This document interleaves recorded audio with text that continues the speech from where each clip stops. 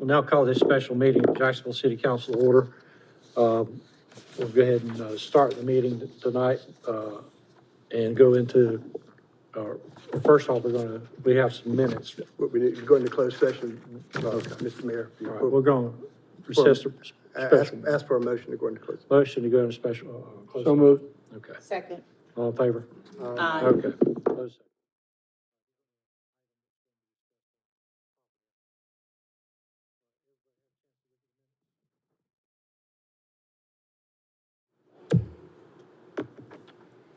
Good evening, everyone. Before we begin, I'd like to just say that we came out of closed session and there was no action taken in closed session this evening.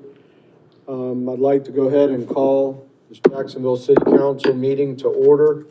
Unfortunately, Mayor Sammy Phillips is still in recovery and was unable to be with us tonight, so we continue to wish him a speedy recovery.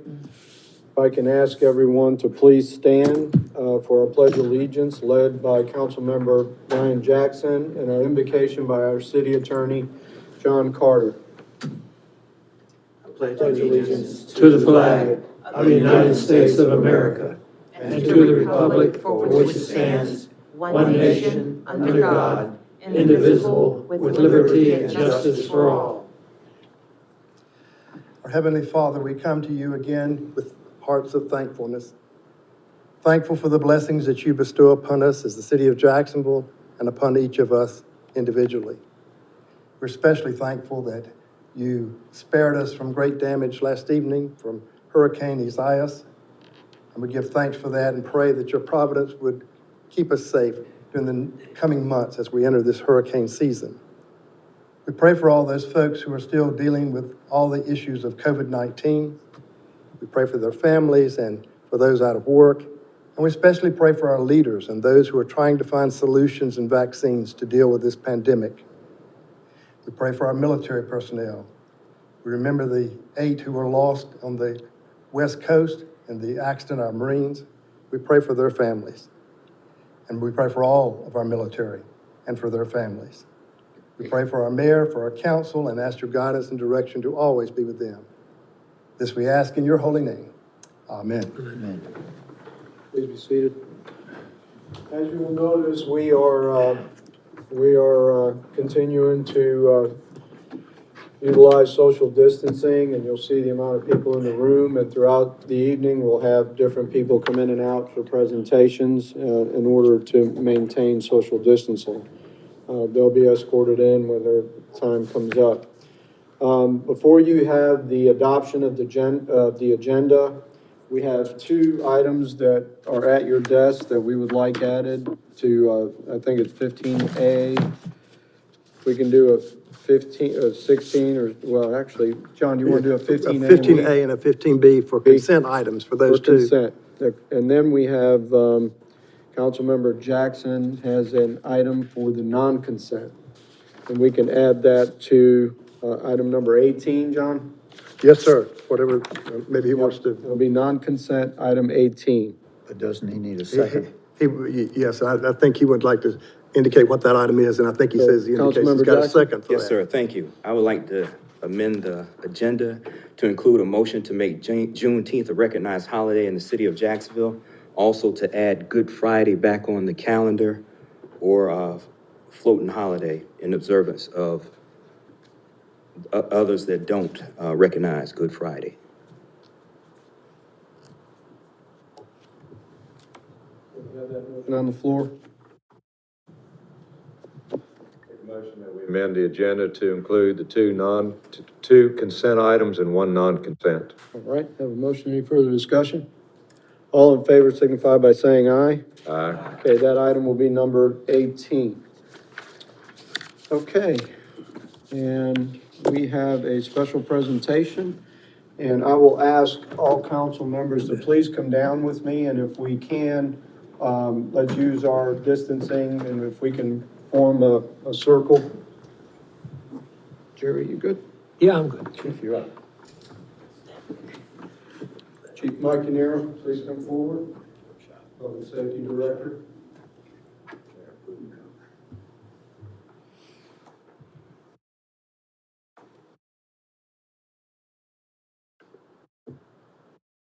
On behalf of the police department, we'd like to present this to the council. It's the Law Enforcement Agency of the Year Award presented to the Jacksonville Police Department by the Police Executive Association. And I'd also like to thank some people. First, I'd like to thank the community. I mean, it's truly a community award. We live in a great community. They're very collaborative. All the things that we do, we couldn't do without the community. The community gives us support. As we look in other communities across the country, we don't have to worry about that in Jacksonville. We have a tremendous community that supports their police department 100%.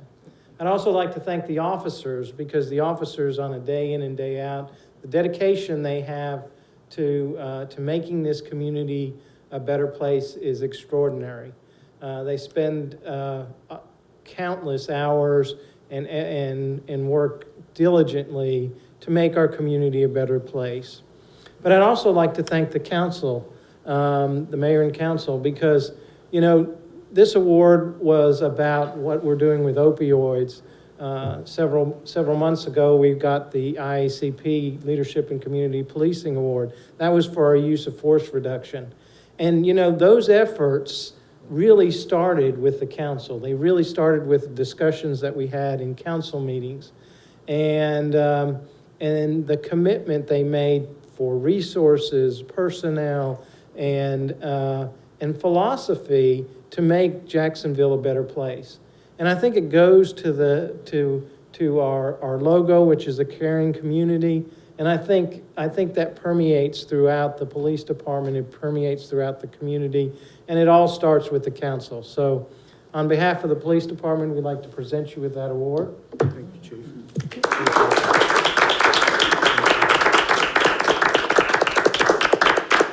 As most of you know, I had the honor and privilege to attend the ceremony and to receive this with you. And as I've told so many people that have asked about it, you know, in our travels throughout the state, this department continues to be exemplary.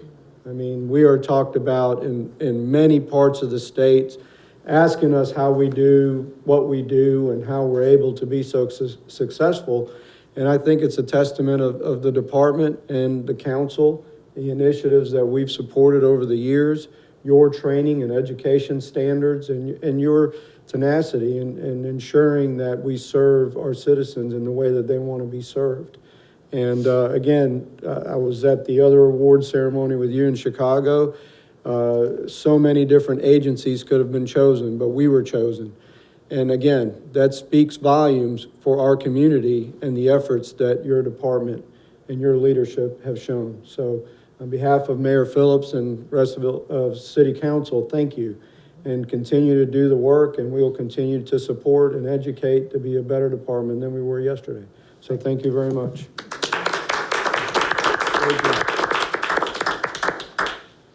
Richard, did you want a picture of all of us, or I guess Yeah, not? well, if you, I think the best way to do it is to get a couple of people standing behind the dais. Okay. Because at this, too you know, wide. it's too wide.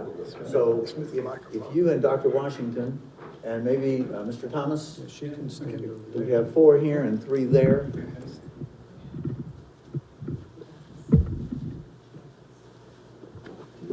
Mr. Bittner, if you'll come right over here where I see you between those, yep, right there.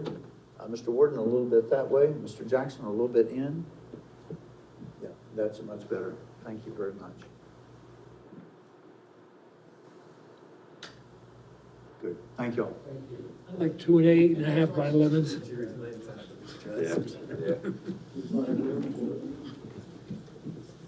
Yeah, that's a much better picture there. Very good. Well done.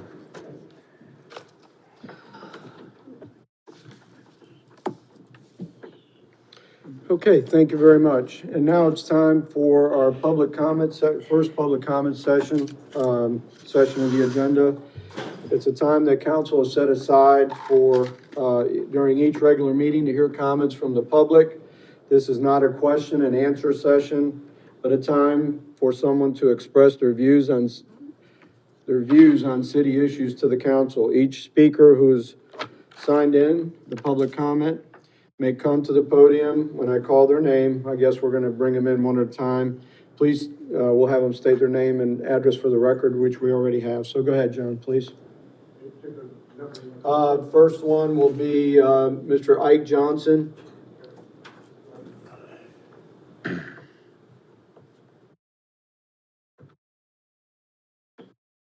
Good evening, Mr. Johnson. If you can please state your name and address for the record.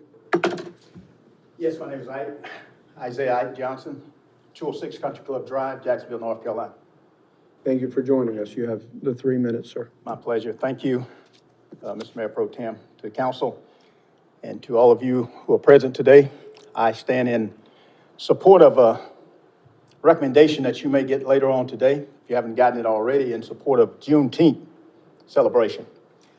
I don't have to tell you how important that is to the African-American community and how it's been celebrated around the country. And I think this year it got a boost because it kind of educated America on what that holiday or that celebration really means.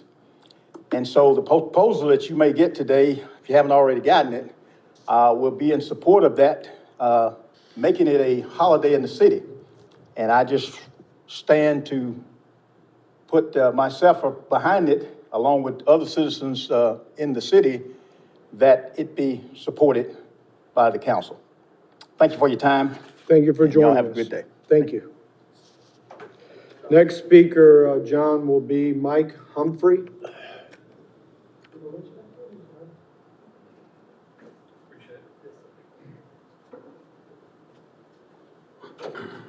You can please state your name and address for the record, and then you'll have 3 minutes.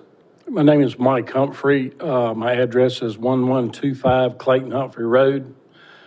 I'm here to try and have our property removed from the city ETJ. Our property is, it borders Wolf Swamp Road, Clayton Humphrey Road, and Highway 17.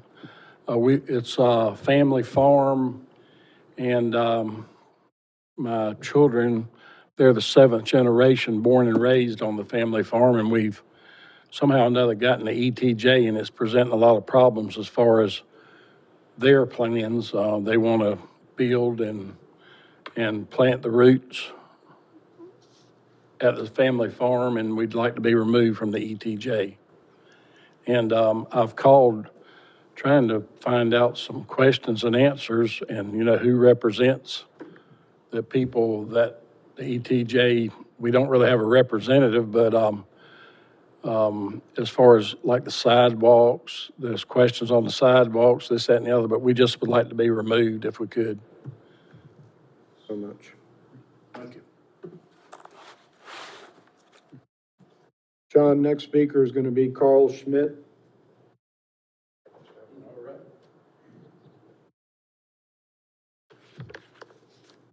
Mr. Schmidt, if you will please state your name and address for the record, and you'll have the 3-minute time frame.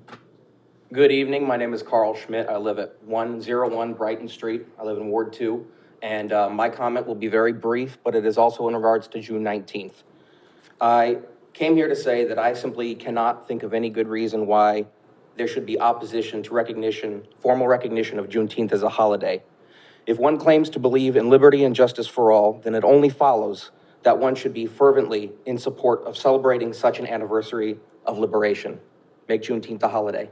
Thank you. Thank you very much. John Elizabeth Nolan.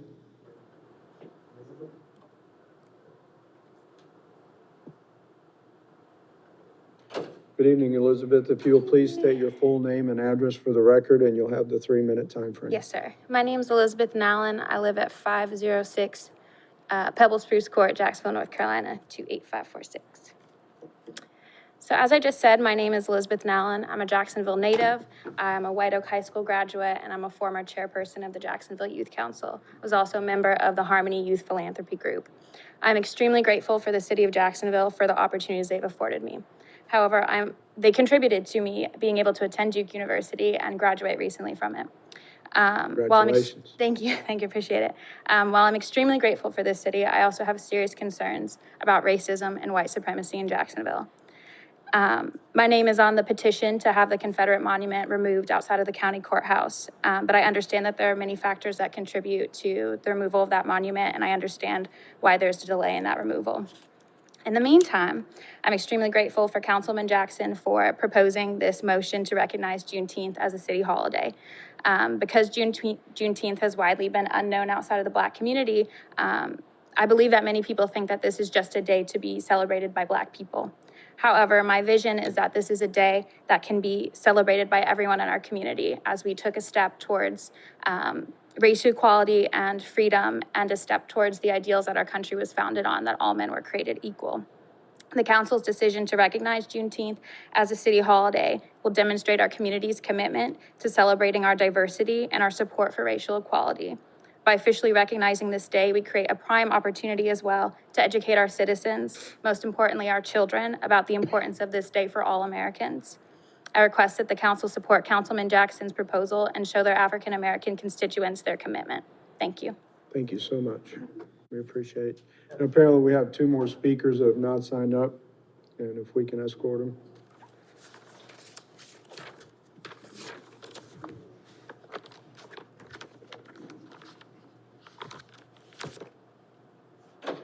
Good evening. Please state your name and address for the record, and you'll have the 3-minute time frame. Thank you. Thank you. Carolyn Bryan Gomar. I live at 2258 Onslow Drive, Jacksonville, North Carolina.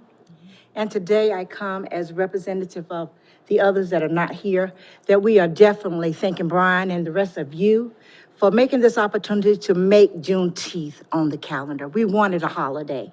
And the best part about it is that with Georgetown Renaissance, we've been celebrating this ever since 2000. And then the city came in and they were celebrating it also. So it's nothing that we're doing that we're asking that all of us are not on the same page. So I ask today if you would please put it as a holiday as some of the other states are doing. And I thank you. Thank you.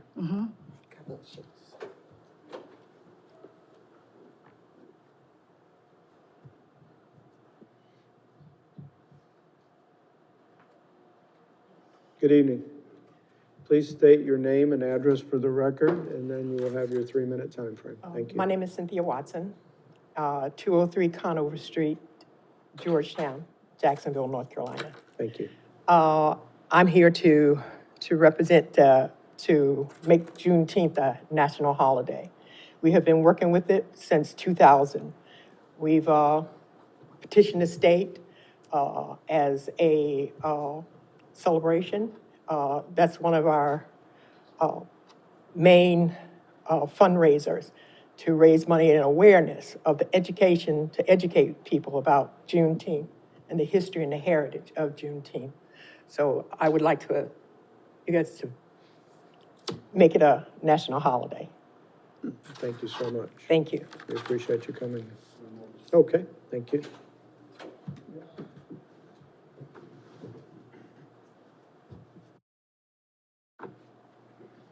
Good evening. Please state your name and address for the record, and then you'll have your 3-minute time. My name is Takenya Labriato. Mm-hmm. I live in 150 Raintree Circle, Jacksonville, North Carolina. And I wanted to come in to support Juneteenth as a national holiday for Onslow County. I'm here to support Brian Jackson. With the history of Juneteenth, I feel it's very important to recognize what African Americans have been through. And I believe that it is a holiday that needs to be recognized in Onslow County. Thank you. Thank you so much for joining us. Okay, if there are no further speakers, we will go ahead and close the public comment section of the agenda. Next order of business will be the adoption of the minutes and consent items that you have before you from our May 19th, June 16th special meeting and June 16th regular meeting. Minutes. There are no errors, changes, omissions, deletions. We'll entertain a motion to adopt those. Mr. Mayor Pro Tem, I make a motion to adopt the minutes and the consent items as amended earlier. Have a motion and a second. Any discussion? All in favor signify by saying aye. Aye. Motion carries. All right, that moves us to item number 16, City Drainage System Overview and Policy and Responsibility. Mayor Pro Tem, members of City Council, Wally Hanson stayed up very late last night working in the EOC all night long. So I will say to you that if Wally pauses very long, somebody call on him because we need to make sure he doesn't go to sleep standing up. Drainage is something that we all were worried to death about last night. And fortunately, while we got some heavy winds, we did not get the level of rain that was anticipated. But I think it is important for us to refresh your memories and the memories of the public as to what the city policy is regarding drainage work, where we can legally do it.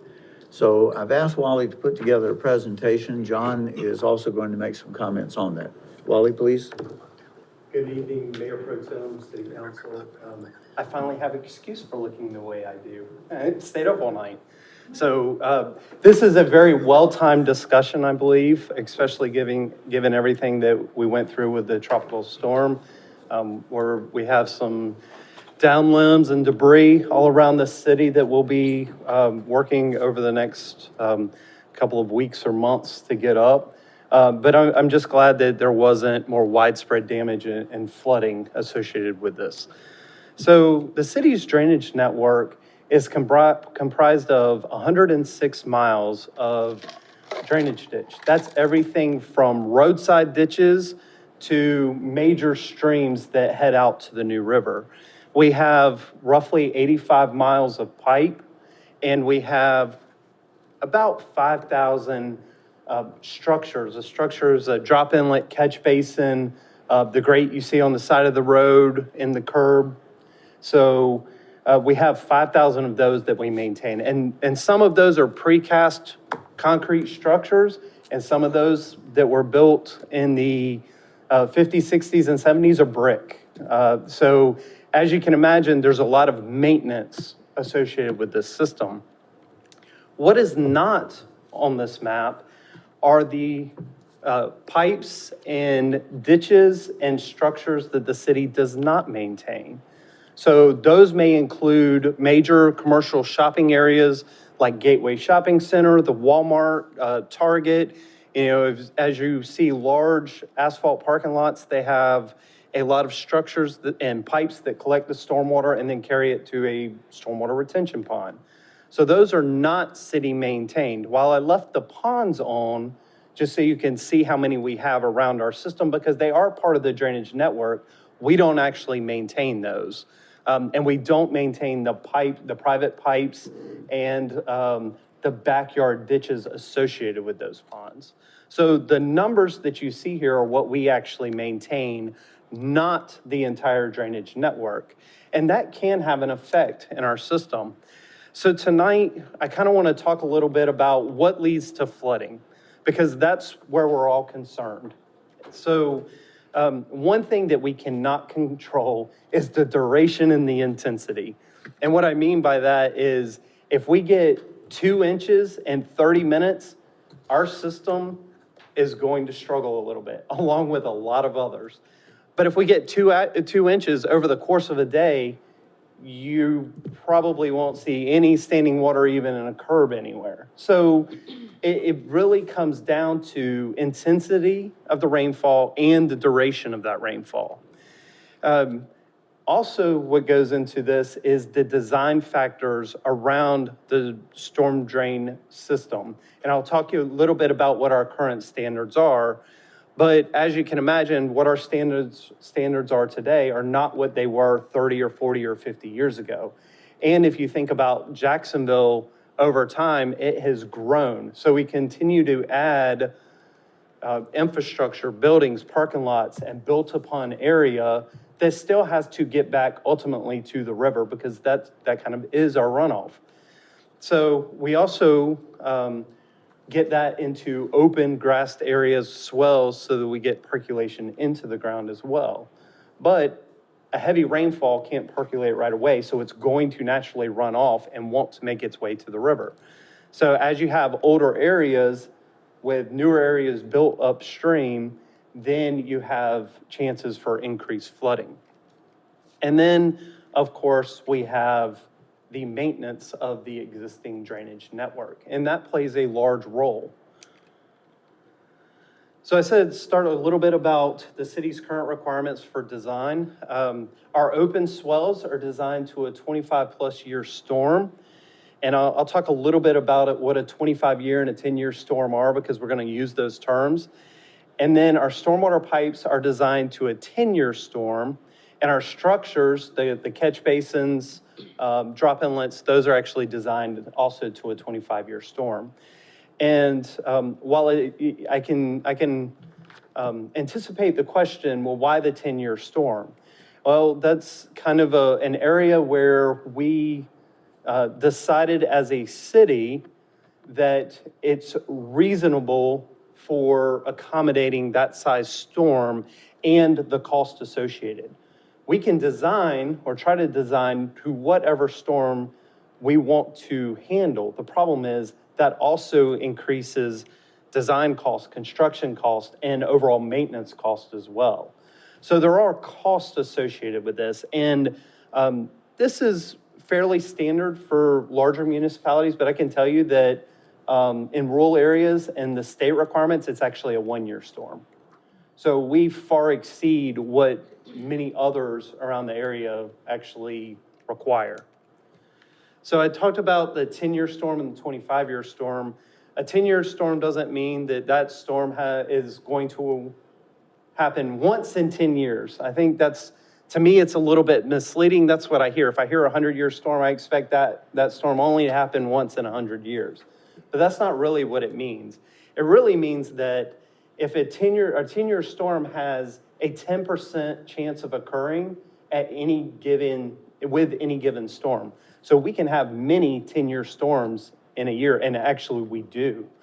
A 25-year storm really has more of a 4% chance of occurring, and then a 100-year storm would be a 1% chance. And I think we'll all recall a few weeks ago, I think it was July 13th, we had a heavy rainfall.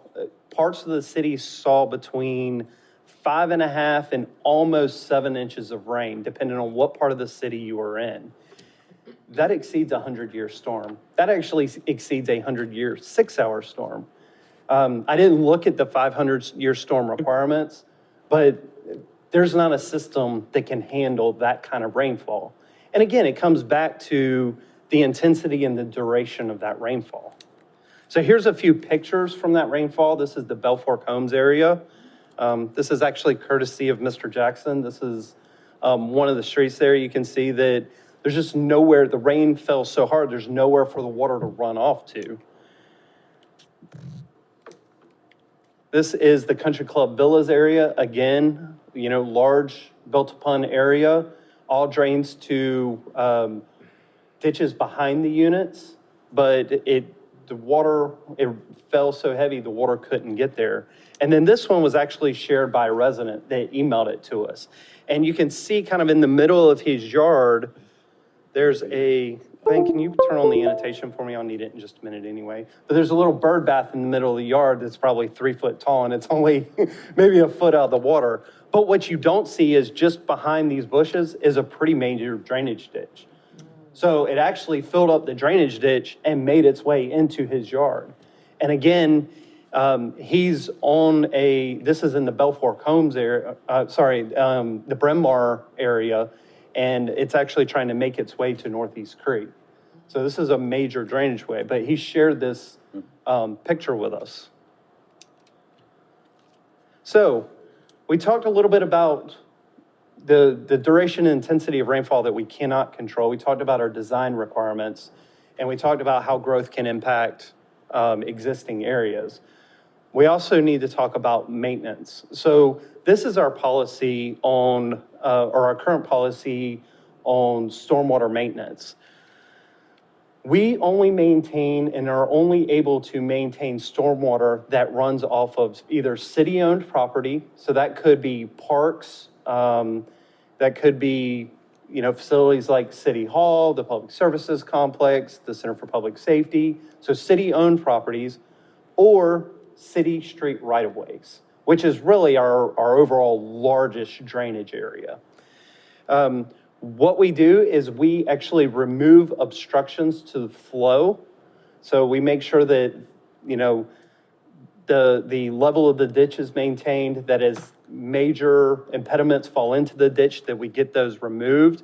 We're really looking at clearing vegetation or impediments to the floodway or the drainage way. And then for roadside and street ditches, we maintain flow.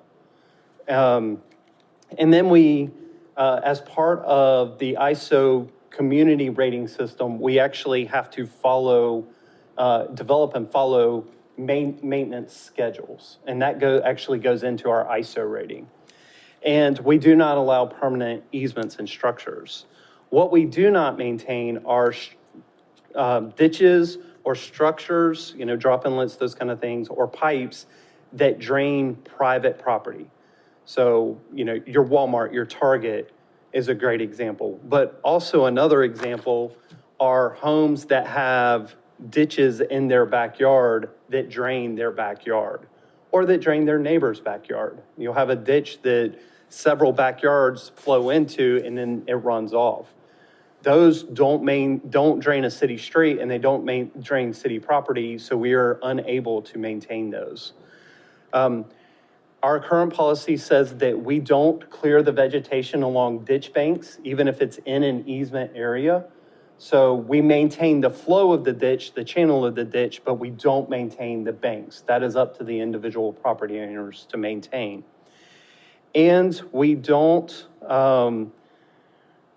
not maintain the vegetation in roadside or side ditches or backyard ditches. And I'll show you some examples of that in just a minute. But what we don't do is go cut the grass in roadside ditches. That is the property owner's responsibility. Now, we will maintain the driveway pipes, make sure there's no blockages there. We will maintain the flow of the ditch. So if it starts building up over time, we've instituted drainage projects where we go in and redig a portion of that ditch. But what we don't do is cut the grass, maintain that vegetation in the swell of roadside and side yard ditches. And then per our ordinance, we do not allow for disposal of any items, even vegetation. Another example is we see sofas and mattresses and those kind of things get thrown into some of our big drainage ways. So we prohibit those kind of things. So this is a graphic example of everything I just said. Lisa did a great job with this. So you have the easement area that kind of, Glenn, if you can help me out one more time, please. You have the easement area on either side, and you can see that that's wider than the actual drainage ditch, and you have trees. And this just gives you an example. If a limb falls off a tree, or if the tree falls into the drainage ditch, we actually come and take care of it. So we ensure the flow of that ditch. However, we don't maintain this area here or this area here. That is the individual property owner's responsibility. The one caveat to this is sewer easements, not stormwater, but sewer easements. Where we have a sewer line, the state actually requires that we maintain those easements. And they check. I think we have to maintain at least 10% of our system each year. And the purpose for that is access in case there are, sewer spills or maintenance that has to be done to the sewer system. Again, not stormwater, so we do maintain sewer easements. But when it comes to a stormwater easement, really the only thing we maintain is the flow of the water. We do this through our streets division. This is our staffing levels. We have 12 personnel in Powellville. Those folks really focus on streets. They're the ones that are out there patching potholes, making sure that the curbs are in good shape, or replacing sidewalks or adjusting sidewalks as they break. but they also help clean out and maintain the catch basins in the street. We have 11 people in what we call drainage structures, and those people maintain the catch basins and the pipes. And then we have 12 personnel plus 6 to 8 inmates that go out and maintain the drainage ditches. And those are the people that are actually out with weed eaters and bush axes and physically dragging things out of the ditches. What I will say is since COVID-19, unfortunately, we have not been able to get inmates. That began in March. So we've actually been down 6 to 8 personnel in maintenance of ditches since March. We pay for this through our Stormwater Fund. I know that this council's been very involved in our Stormwater Fund, but basically the average residential lot has 2,850 square feet. That was actually calculated here in Jacksonville through a study back in 2005 or 6, if I remember correctly.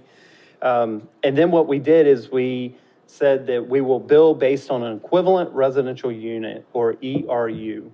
So a individual homeowner will pay $5 per month to a stormwater fee, but a private business or company or even private homeowners association will pay for their impervious surface area at the equivalent residential unit, the 2,850 square feet, and they also pay $5 per month.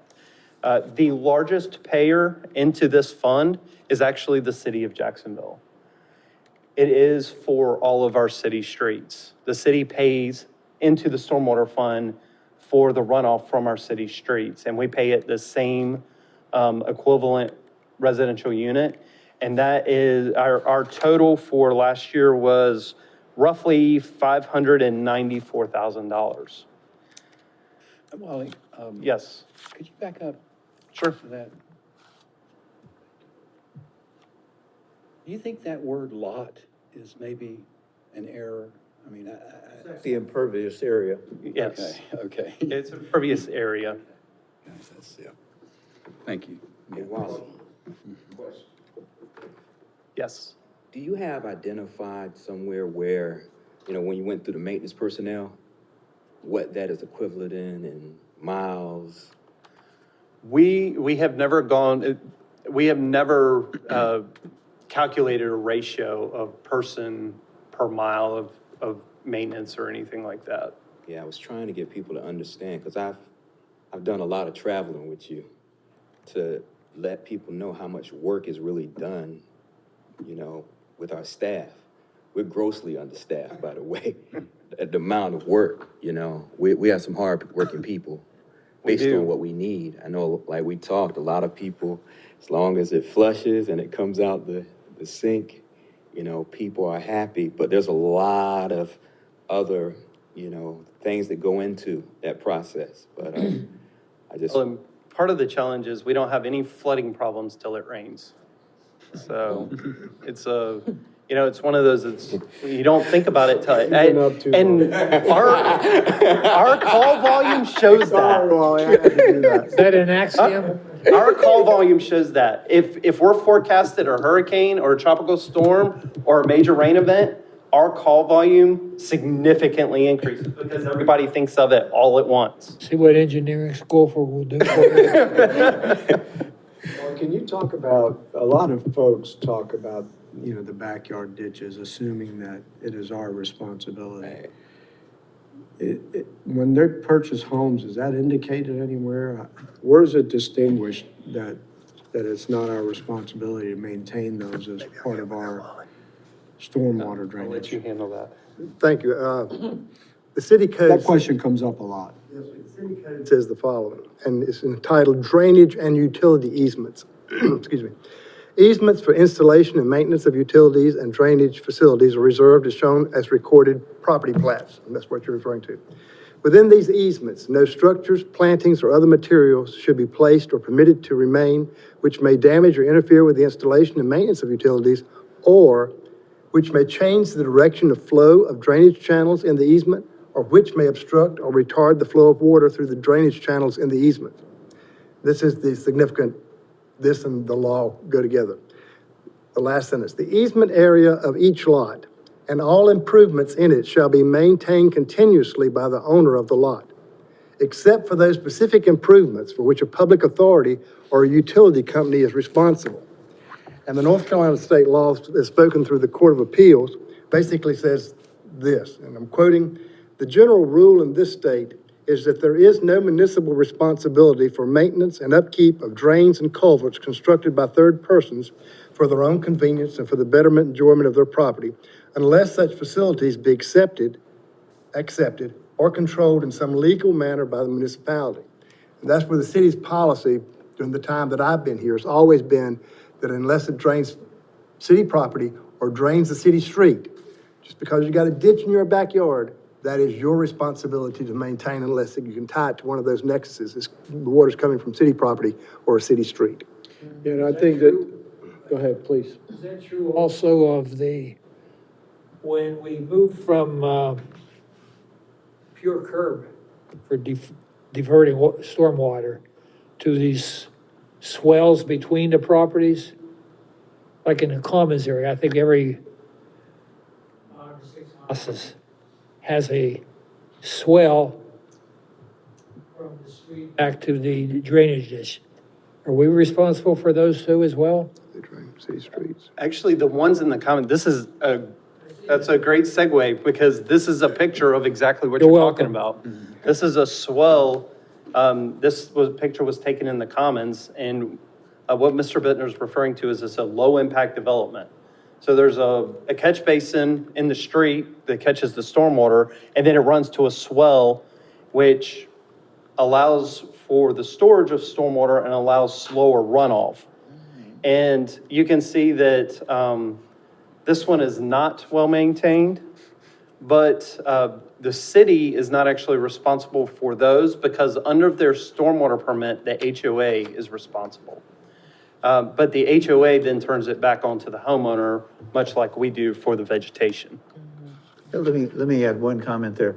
As you have heard used, there's a low impact approach and there's a high impact approach. Many developments, and I'll use an example, especially in commercial areas, you'll see a stormwater pond. Well, that's where what you have done is taken all of the stormwater, you've piped it, and you've sent it to one location. That's high impact.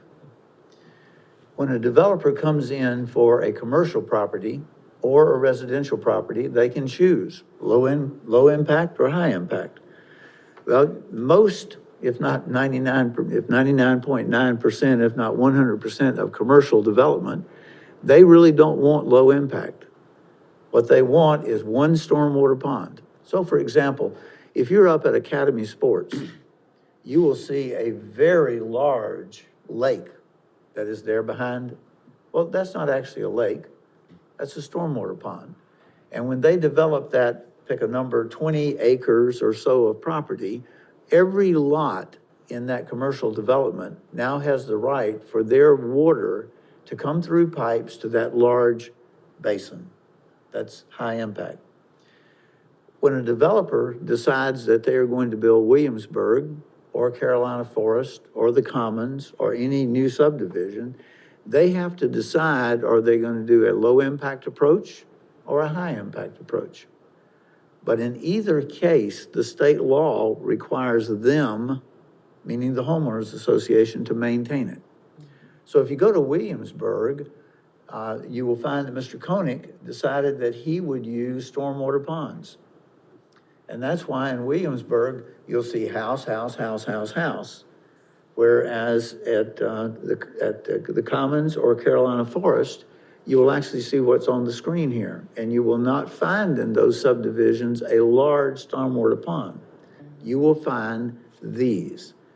And this is where we constantly get complaints from citizens who say, look, this ditch that has the water coming off of a city street, you need to come out here and cut it. Well, guess what? The permit that the developer received And once the developer moves out of a subdivision, by law, the HOA, Homeowners Association, is required to maintain that permit and its conditions. So technically, all of these things that you see, such as what's on the picture up here, is the responsibility of the Homeowners Association or the homeowners. Now, Wally has some pictures that will show you those that are well-maintained and those that are not. But the bottom line after that 6 minutes of wasted time is, city is not responsible for this. Well, to add one comment, everybody, I think, would intuitively think, why not do a low-impact development if I don't have to build a stormwater pond? And I can get away with installing drainage. The other piece of that is it also limits how much built-upon area can be on each individual lot. And then the developer also has to figure into that the streets and sidewalks. So I think, if I remember correctly, to do a low-impact subdivision, the developer has to be under, including the streets, sidewalks, houses, driveways, patios, anything else associated with built-upon area, under 24% of the total area. So it's and the idea is you're using the other open space to help handle stormwater runoff. So just quickly, the revenue that we generate, I'm sorry. I was about to ask you, diverting from this particular one, what about with a state road? You know, I'll take Country Club Road, where I live, on a state road, where individuals, homeowners are having difficulty with their drainage system, that you don't necessarily belong to or have a homeowners association, or take something like an Arnold Road where drainage for those particular residents. Can you speak a little bit to that and how the drainage system works for those particular individuals in the city? Sure. So the state actually has a very strict policy. If it is a NCDOT roadway and it drains an NCDOT roadway, the only thing that they maintain is the pipes and the structures inside of their right-of-way. They don't care if it leaves their right-of-way and runs through 1,000 feet of 48-inch pipe. They don't maintain anything past their right-of-way. And that creates a lot of problems for residents who live on NCDOT roadways. The good thing about the city is many of their drainage systems actually at some point marry up with a city drainage system. So we end up maintaining a lot of that system that they otherwise would not maintain. But there are some areas like Country Club that we may not. I don't know if I remember Arnold Road specifically. I think Arnold Road has roadside ditches on either side. It does. It does? And then it's got some backyard drainage for some of those houses that run out. And if I remember Arnold Road correctly, we do maintain the flow line along the roadside ditches. And there is a spot where the roadside ditches come down and actually run between two houses and then turn and go out to a major drainage ditch. We maintain along the roadway out between those two houses, and then we pick up from there and pick up some of the backyard drainage.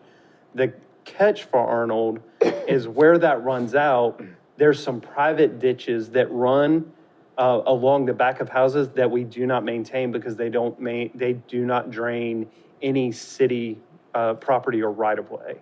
So those do fall on those individual homeowners. And that does create some challenges. And I want to kind of show you some of those because the pictures are a whole lot better to look at than me talking.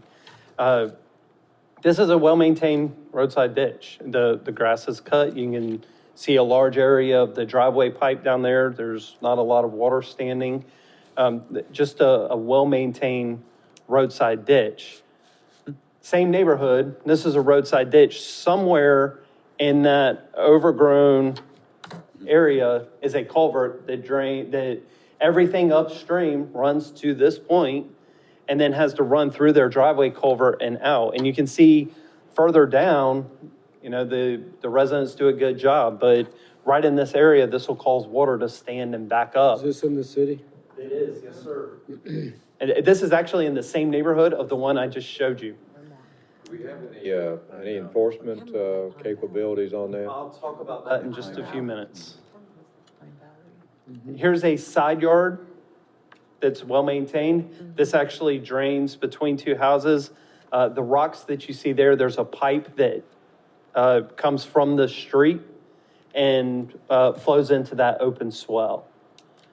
And then the Carolina Forest example that we just used, same situation. This is a quite a bit larger swell, but you can see that the other one was well-maintained. But as water, especially under a heavy rainfall, as water tries to leave the road and enters this vegetation, it slows down that runoff. It keeps water from getting out as quickly. So it can cause upstream flooding or street flooding.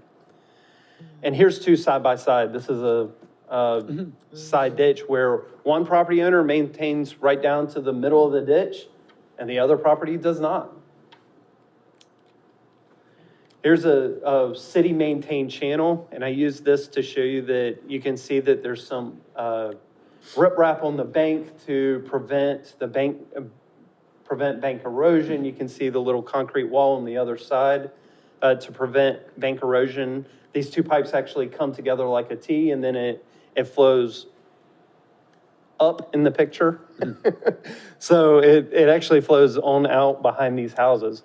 But you can see one neighbor has done a very good job they've got some landscaping up there, and they maintain the top of their bank, whereas you have the other side where there's very low maintenance. This is the only one that I could find where we've actually had to go through and we cut a tree. This one's in the woods, so it doesn't necessarily impact the property owner on either side. But you can see that we've come through. We basically cut the log in either section to prevent any blockage of floodway there. And then this is an example of a backyard ditch. We do not maintain this ditch. It drains the yards, and to the left of the picture, there is, that's kind of upstream as you're looking to the right or where the bush is, that's going downstream just to kind of orient you. And you can see that these two neighbors do a very good job of maintaining this part of the ditch. But I saw it on a day where it had just rained and there was water standing in this ditch as high as those plants. And it's because it can't get out. So you have a case where two neighbors do a good job, but everybody downstream of them, or at least a few people downstream of them, have not done a good job of maintaining their ditch. So we have standing water, and in heavy rainfalls, it actually floods up into the yards because of this situation. And then we have some structures and easements. These are things that we constantly work on. This is an example where somebody built a fence right over the swell. So that creates challenges. And an even more exaggerated example, we have somebody who built a very large shed. And you can kind of tell that it's a drainage easement. The fence has been removed to allow flow. This is up under the structure. So you can see that, and this was actually built without permits. We stumbled upon this. So you can see that these kind of things create challenges. So some of those challenges are, design regulations have changed over years. You continue to have built upon areas that expand. We have growth, and it still has, again, it's all trying to we drain to the new river. So everything's trying to get back to the new river.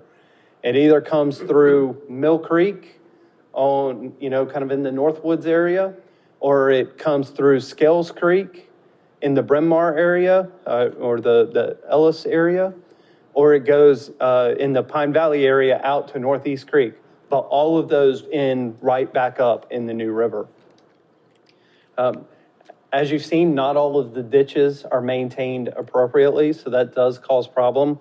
Unfortunately, this is a case where one property can impact many. If one doesn't maintain and they're on the downstream end, then they can impact everybody upstream of them. And part of the challenge with that is, in some cases, that property owner may not do it intentionally. They may not be physically able to get out and clean. They may not know that they're required to. They may be renters. So there are all kinds of things that lead to challenges. And they may not have the fiscal responsibility or fiscal ability. Homeowners do build over some of our easements. Those are always a challenge to deal with. As you can imagine, trying to get a fence removed is challenging. Not near as challenging as trying to get a whole structure that somebody's invested a lot of money in removed. And then, as always, we continue with public education and outreach, but there's cases where people don't understand that that's what they're required to do, or they believe that the city should be required to do it because they pay into the stormwater fee. We discussed, Wally, one of the things we realized, because some of us just got spoiled, because a lot of times, when we had a whole lot smaller population, the city actually did go in and clean a lot of those ditches that were privately owned. So as people get older and life goes on. I do remember. Yeah, you think that's all you consider that, the city's been doing it, so the city does it. So that's another issue altogether. And you brought up code enforcement. We do have authority through code enforcement, but it comes back to, it is definitely not popular and it's not well received. And it does have financial impact on individual homeowners. And then, one of the challenges that we run into is we cannot spend public funds on private property. So next steps, one of the things that we need to do is we need to consolidate. Mr. Carter read from you the city code. We have a stormwater policy. We have I'll call it a maintenance manual. It's literally 2 pages long. So we have these things spread over different documents. And we have our design requirements in the MSSD that we've talked about before. So we have these documents that are spread out that all govern stormwater regulations. So we need to consolidate some of those things. And we need to do that because we're actually going through a recertification with ISO for the consumer rating system, the CRS. And one of the things that they're doing now is evaluating that and telling us that we do need to update those and consolidate them. So you will be seeing this in the near future. We will be consolidating all of this into one manual for guidance. And then we'll update any corresponding procedures. Again, we'll continue with the public education and outreach. And then as we run into challenges in areas where the city does not maintain, we're looking for other opportunities, whether that be through grant funds that may can assist individual homeowners or public education outreach. We have done volunteer days where there was actually a contingent of city employees that volunteered their time and went out and did cleanup in the Country Club Villas area. So we are looking at other opportunities. Maybe we can leverage that with neighborhood associations or other groups that would be willing to come out and help. And then we do, one thing I did not put in here, we actually do have opportunities like adopt a trail or adopt a stream, where a group is willing to take over a section and they help maintain that section of ditch or trail. So with that, I don't have anything else. If there's any questions. I think just 2 things. Once again, we have a city policy. You have code enforcement that's in another part of your ordinances. Then you have things that are in the UDO and things that are in the stormwater. one of the first things that we need to do is bring this all into one place. So that anyone, you or a city employee who wants to know, or a citizen who wants to know what you can and can't do, you have it in one place where you can simply say, here is the city policy based upon law. The other thing that I would end on is this: you cannot spend public money on private water. Just that simple.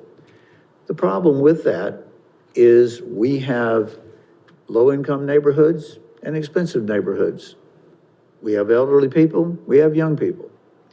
Some of them do what they're supposed to do, and some don't. So I can tell you that when we begin to address these backyard drainage issues, code enforcement is going to be your tool. It is the only legal tool we have to force a person to do what they're supposed to do. So, John, any last comments? No, I shared with Richard and with Wally, and I think we're putting together something to hand out to new residents who come, and maybe this would be an idea to put in it, but this is a one-pager from the town of Apex, drainage issues, frequently asked questions. It kind of goes over a lot of things that Wally's just covered here with us, and there's actually 2 state statutes on this, makes obstructing streams a misdemeanor, and obstruction of streams and drainage ditches a misdemeanor.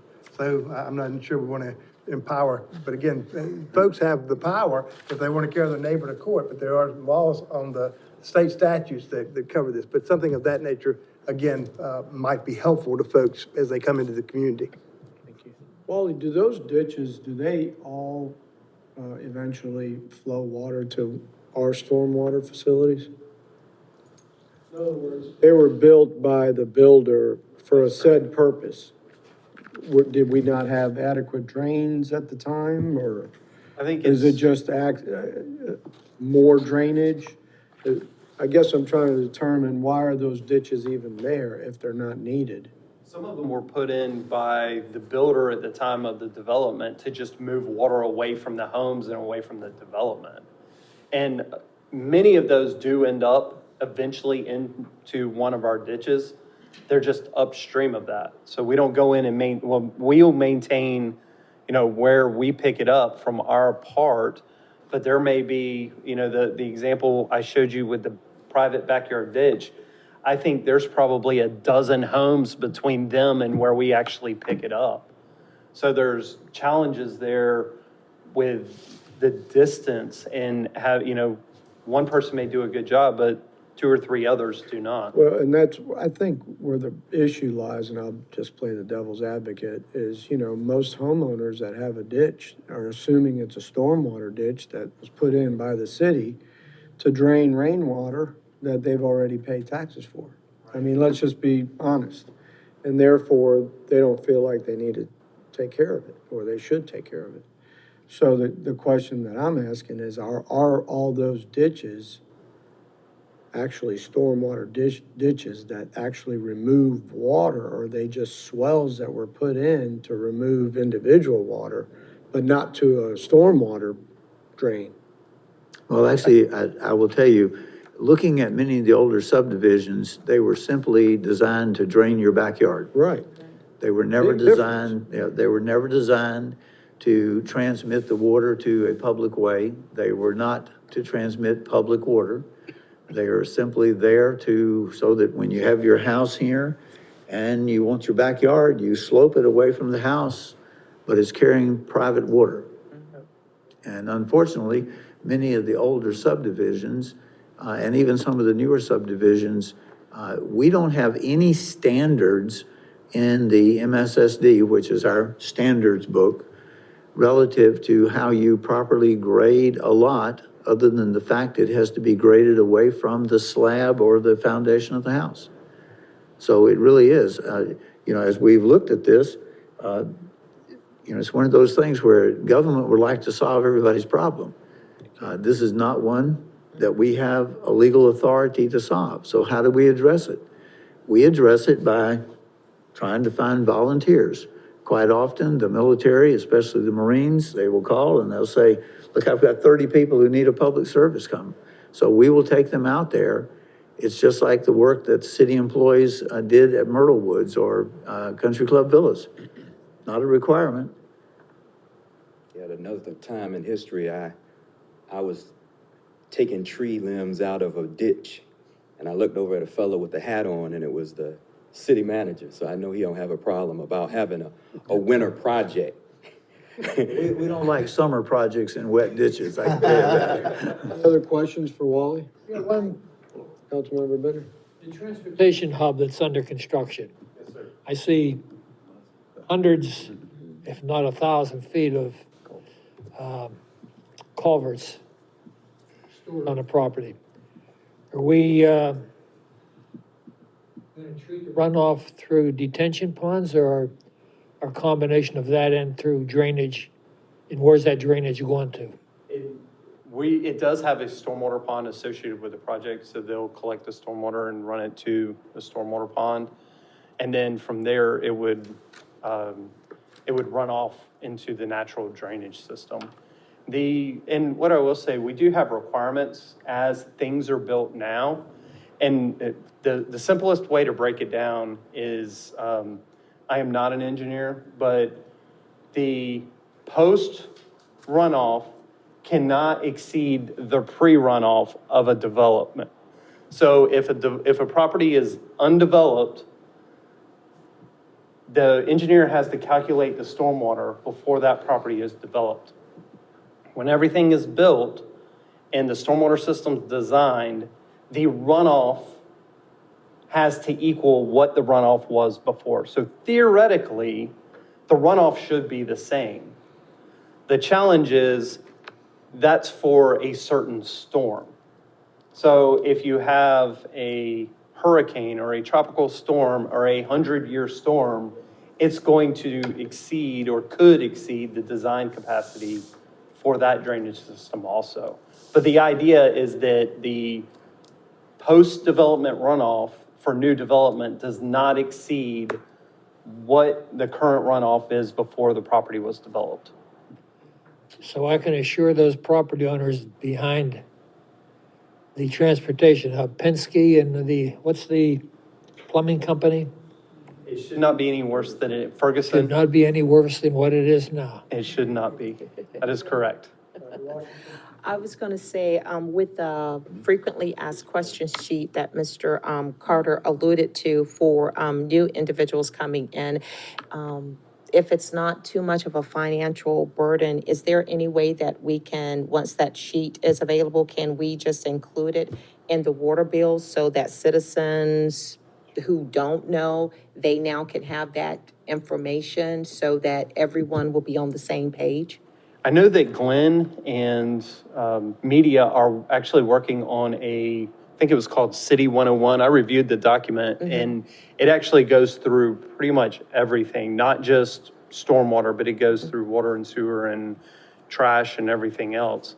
And the graphic that I had in here that was a graphic example of our policy actually came from that document that Lisa developed. So we are working on that, and I think the idea is we give it out as a new orientation packet. Oh, okay. Thank you, Wally. Any other questions? One more question. Councilmember Jackson? You know, you explained to me, you said there were several ditches in Belfort Homes. That is correct. That is city maintained, but there is one that isn't. Could you explain that a little bit more? Sure. So again, as a development is designed and built out, some of the ditches, and especially in Belfort Homes, there's ditches that run behind the lots or between lots that back up to each other. So they each front a different road and they back up to a ditch together.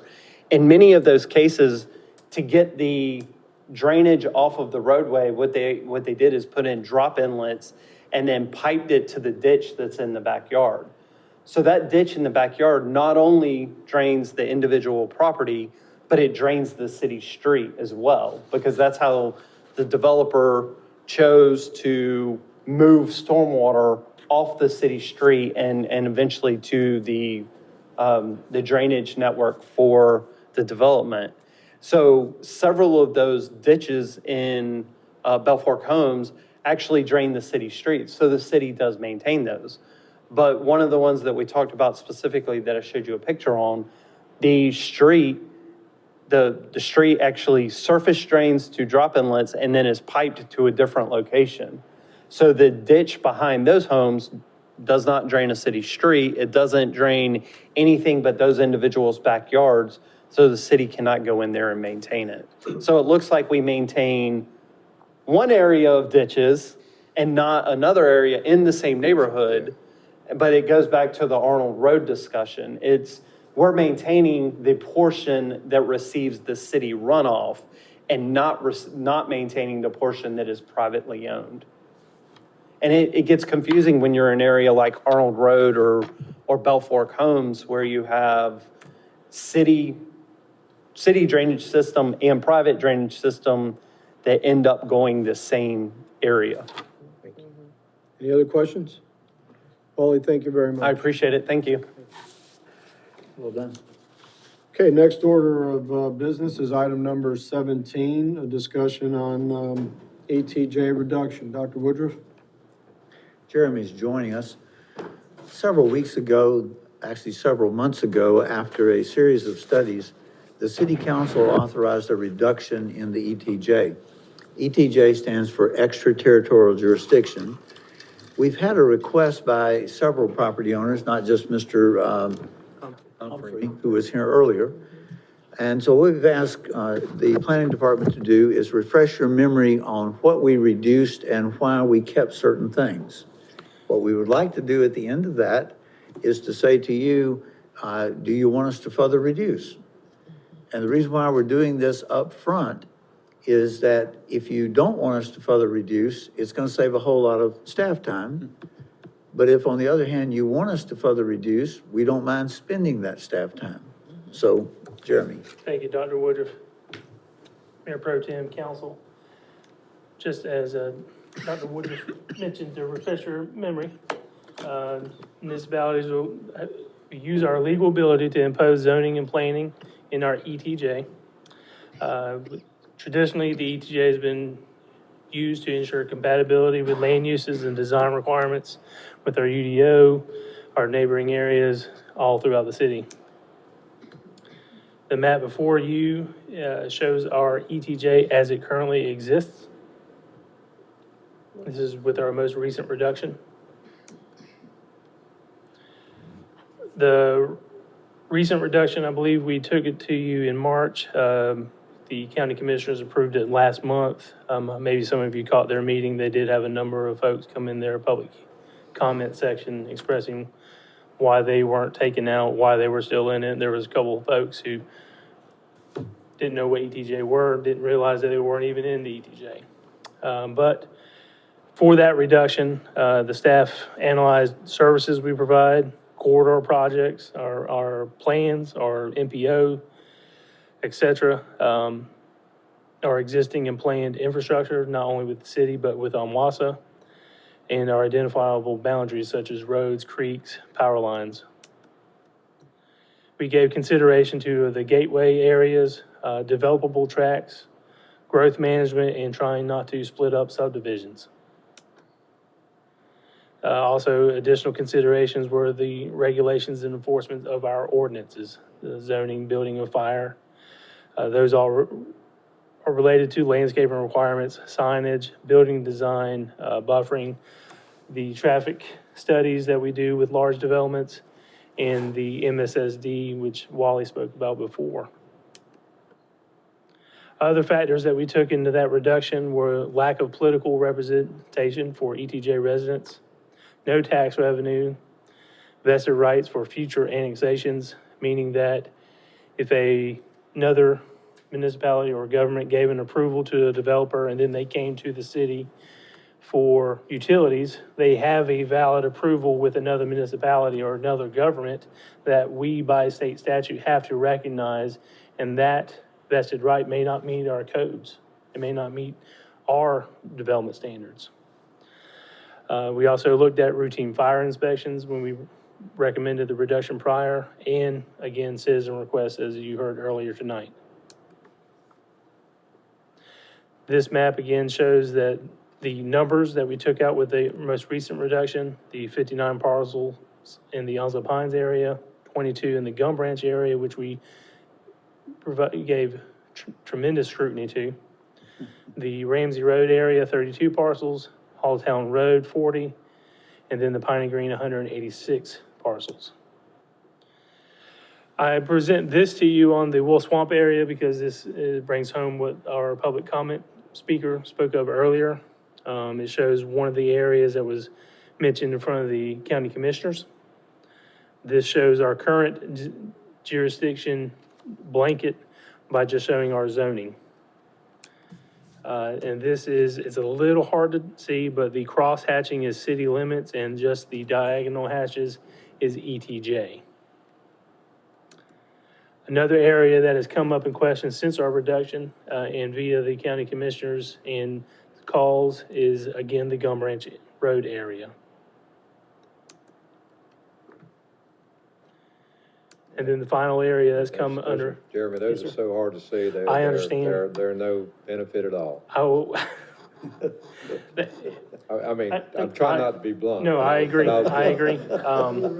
I look at them now, and I will not point fingers within the staff, but I did not prepare these maps. This is another area that was brought up in front of the county commissioners, specifically the Kennedy Road area. This is South 17, the service road that goes parallel to the bypass, Blue Creek School Road. And again, I'm not going to waste your time with no benefit. So what we're looking for is, again, our next steps, just as we did with our previous reduction. City Council can do nothing. ETJ reduction, because the state has taken away cities' abilities to do forced annexation. ETJ is kind of an outlier, but City Council can choose to do nothing. We will continue to do our enforcement, our code regulation, our permitting, our fire inspections, et cetera. We can conduct in-depth reviews of these three areas and any other that may be needed. Would you go back? Yes, sir. Skip the bad graphics, but go back to Mr. Humphrey's area if you don't mind. Okay, good. Oh, sorry. And would you point out where Mr. Humphrey's property actually is? The line. Ask Glenn to help you. If you can turn the marker on for me. Right up in that area, but I am aware that he has family also in that area, Thomas and Clayton Humphrey Road areas. But we've recently did some platting work via John Pierce for Mr. Humphrey, and they currently have a building permit in for a single-family home. You know, when you look at the 17 corridor, and, well, let me start that a little different. There was a time when the ETJ was created because the county did not have zoning. That was long before I got here, and y'all have lived that. This is the third or fourth reduction in the ETJ. One of the primary reasons was that the state law was changed regarding annexation. I mean, the whole goal of the ETJ was we didn't want to annex something into the city that didn't meet city standards. So, for example, if someone was going to build a new subdivision, we would require it to meet city standards even though it wasn't in the city. Well, we all know that those days are over with the annexation. It now is a voluntary program. Now, it's voluntary to a point, and that is that if you want city water, or if you want city sewer, or if you want city water and sewer, we still have the legal authority to require you to annex. So if you look at from Piney Green Road, is it working again? You can give my magic back. Well, somewhere up there is Piney Green Road. Right here. Okay. You want me to go Can you a get little it? more? Yeah. Come all the way up to, I'm sorry, go back down Okay. and come up Piney Green Road to 17. Yes, sir. Sorry about that. All right, now, There we go. you know that from 17 and Piney Green Road moving out, that is one of the corridors of future growth for the city. And because the development of vacant property will need water and sewer, those properties will either not develop or they will be annexed into the city because we require annexation. We already have the Toyota dealer, we have CarMax under construction, we have a Circle K, is that what it is? That's right. It's there on the corner. All of that was developed, required to be annexed into the city. At a point in time, Mr. Humphrey may not be interested, maybe his children won't either, but a point in time, commercial corridor is gonna continue right out that area. So, you know, if you want to leave it in, or if you want to take it out, that's really up to you. The bottom line, though, is anybody who's gonna develop anything in that zone and need water and sewer, they're gonna have to meet the city standard at that time. So in that particular case, I will tell you as a manager, I really don't have a heartburn at all to take from the ETJ that area that he has circled. On the other hand, if you want to leave it in, that's fine too. But that's why we're here tonight, is to say, what do you want to do? I will say, when you go over to Kennedy, if we can move to that one. Now, Kennedy runs generally parallel to the bypass. It also runs generally parallel to Blue Creek School Road. You already have shown in what I see as white, you may see it as maybe a cream, towards the middle of Blue Creek. You have a residential subdivision that you just annexed. In that particular case, what the gentleman was asking for on the yellow property closest to 17 was to allow a mobile home park to continue that, I'll just politely say is a challenge. I would be opposed as your city manager to recommend any reduction in the ETJ in that area because of three things. Number one, you already have an annexed piece of property. You've already invested, number two, in a major lift station. And number three, if the project ever is funded, the MPO is calling for a major realignment of the entrance to the Near River Air Station. And with that, you're going to have a tremendous opportunity to see quality development in that entire corridor where the ETJ is. Now, those are just my thoughts. What we would like to ask you, though, is would you like to give us direction on any or none of this tonight? Or would you like to think about it and get back in 2 weeks or 2 months and let us know? But again, the reason why we're bringing it to you is we need direction because it's not a simple process. I mean, even if tonight you said take Mr. Humphrey's property out, it probably wouldn't get completely out of our jurisdiction until after Christmas because of all the public hearings, and then the county has to go through their process. Richard, what's the green one? This is our zoning layer, so the green is the RSF 20, or one of our larger, Residential. more general residential zones, yeah. So those are deemed residential already. And they're in the flight path, aren't they? The flight path does go, I'm gonna butcher this, I apologize, it is right in, if the marker will start working with me. It is roughly in that area, I believe. It's right in that general area, Okay. That's where that overlay map is, right? and that's available on the city's GIS. Humphrey property, you would still maintain within the ETJ, the commercial corridor? Well, let's go back to that. One of the things that we have tried not to do is to split a parcel.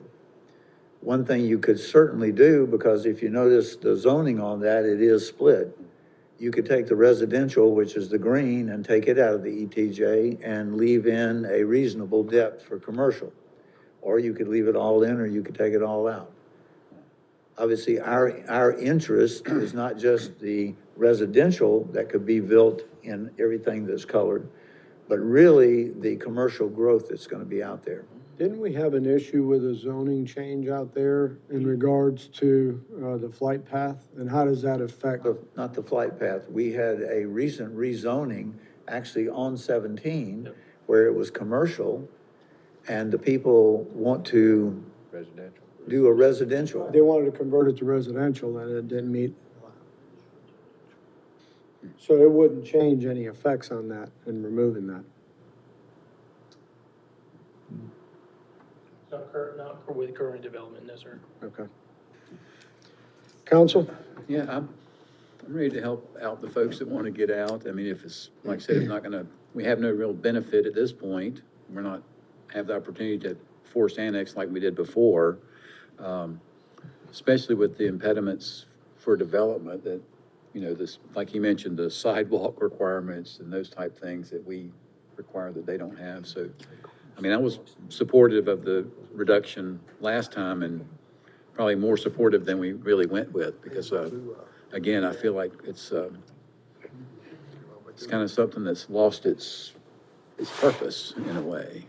So if we can do that, it'll be easier on us, it'll be easier on them. And as Richard stated, if they want to do true development with water and sewer, they're going to be in the city anyway. So definitely like to see it happen. I kind of like keeping that property.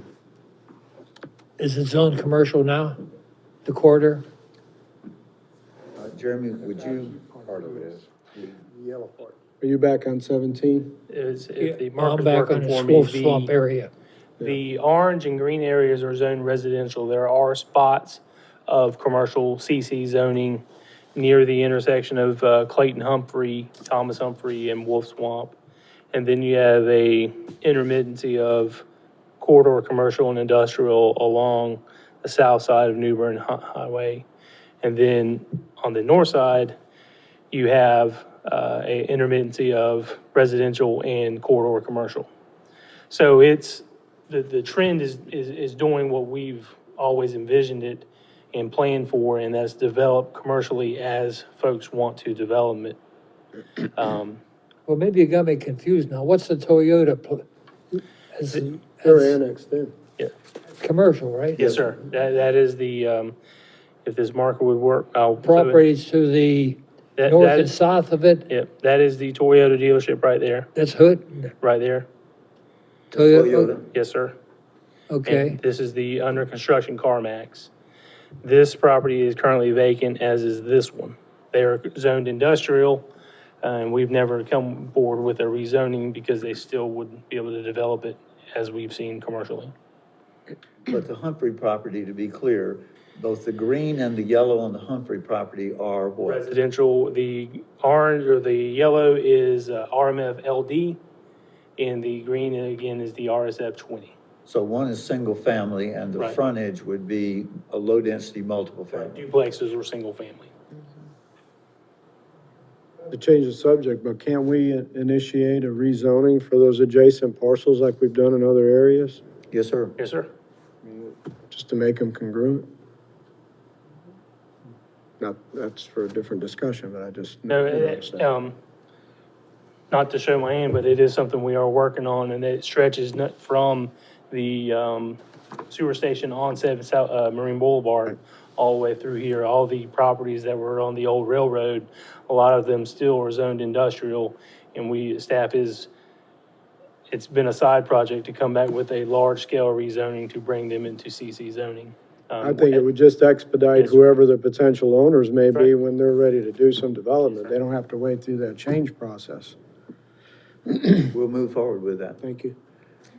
How burdensome is it to address the requests when they come in to do some investigation and consideration and then bring it to council for individual look-ats instead of, just bulk doing the bulk things like we've been doing? Is that? This is the easy way. That's the reason why we're doing it this way. I mean, it took me like 1 minute to make a telephone call, so you can see how easy it is. In all seriousness, because if you're going through the formal process, you have to prepare letters find out who all the property owners are, who all the people are within 300 feet. All right, but what I'm asking, if all we do is say, we're satisfied right now with the bulk reductions that we've done, but we want to consider individual requests, how burdensome would that process be to consider individual requests? In other words, are we expecting a lot of requests based on the public hearing at the county commissioners meeting? Is there a lot of time and effort involved in looking at individual requests and the overall scheme of things, and then bringing to council for, if you want council blessing on the individual request, or do you know, how burdensome is that, is my... It's not burdensome, but let me explain to you what I think would happen. Let's say that we agree that we're going to take Mr. Humphrey's property out. In order to do that, we will mail out notices to the adjacent property owners. They will suddenly say, oh, what about us? Okay. And that's why I think what my recommendation to you would be is this. We need to agree on a firm line that we're not going to change any further in this corridor. That was my I did not realize that we had to notify just because we're taking them out. Obviously, I know when we do a rezoning, but I didn't realize the ETJ also triggered that same. Yes, sir, I believe at the county commissioners, a lot of the folks who spoke, that was there, so, well, I got a letter, why am I not coming out of the ETJ? So, it's very much like a rezoning, we follow those same statutory rules and notification. I don't see where it really, well, I'm in favor of just leaving as is. I think at this point.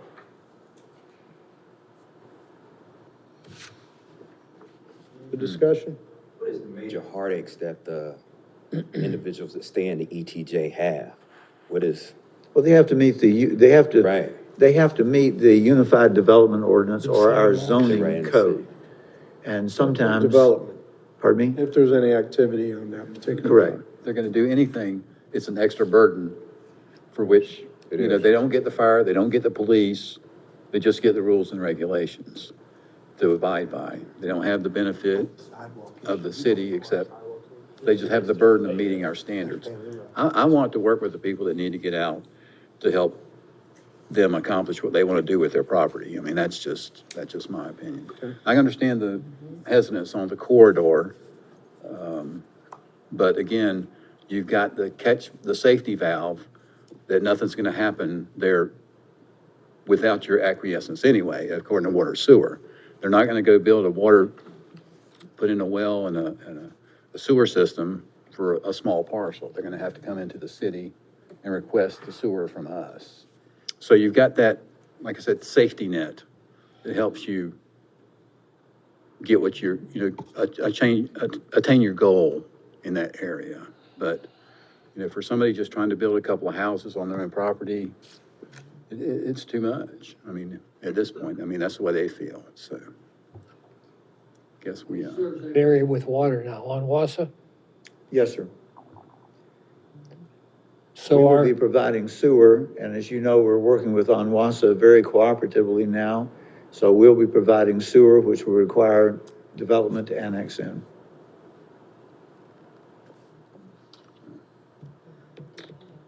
All right, what is the pleasure? Need more info? You want to make a motion? What is your desire? I'll make a motion that we leave as is at this point. Okay, I have a motion. I have a second. I'll second that.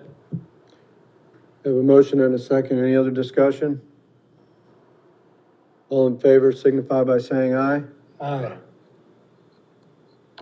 So 1, 2, 3. All opposed? Aye. aye. 2 opposed. Motion to leave it carries. You need to vote, Mayor Pro Tem. You're not exempt from voting. Okay, I vote to leave it. Okay, then it's 4-2, my count.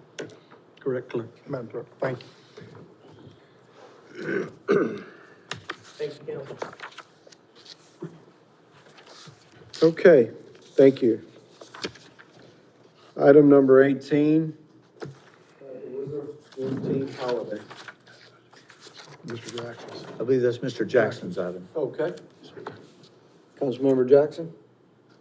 Mayor Pro Tem and Council, it was brought to my attention, actually, I had a discussion with, former council member Willingham, and he had, kind of been looking at the process of Juneteenth becoming a holiday. And it was brought before us, concerning an email, and I agreed with it because, though I understand the importance of Freedom Day and what ratifying the 13th Amendment did, it really didn't go into practice until years later. One of the issues in Galveston in, they say 1865, Texas, is when they finally got the word there that slaves had been freed. I think about a speech by Frederick Douglass where he talks about what does the 4th of July mean to a slave? And I kind of look at the 13th Amendment in that way. And it really meant nothing without practice. And we talk about the American experiment. And with any experiment, you continuously have to do work to improve for the experiment to get the results that you wish to receive. I learned about Juneteenth by a man that actually was a mentor of mine that died on Juneteenth of 2009. And he really explained, a lot about the history of America to me.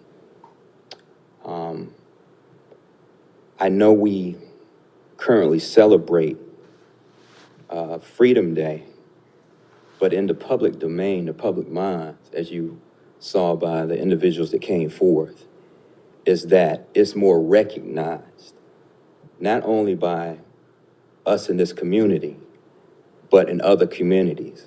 It's been presented in the Senate.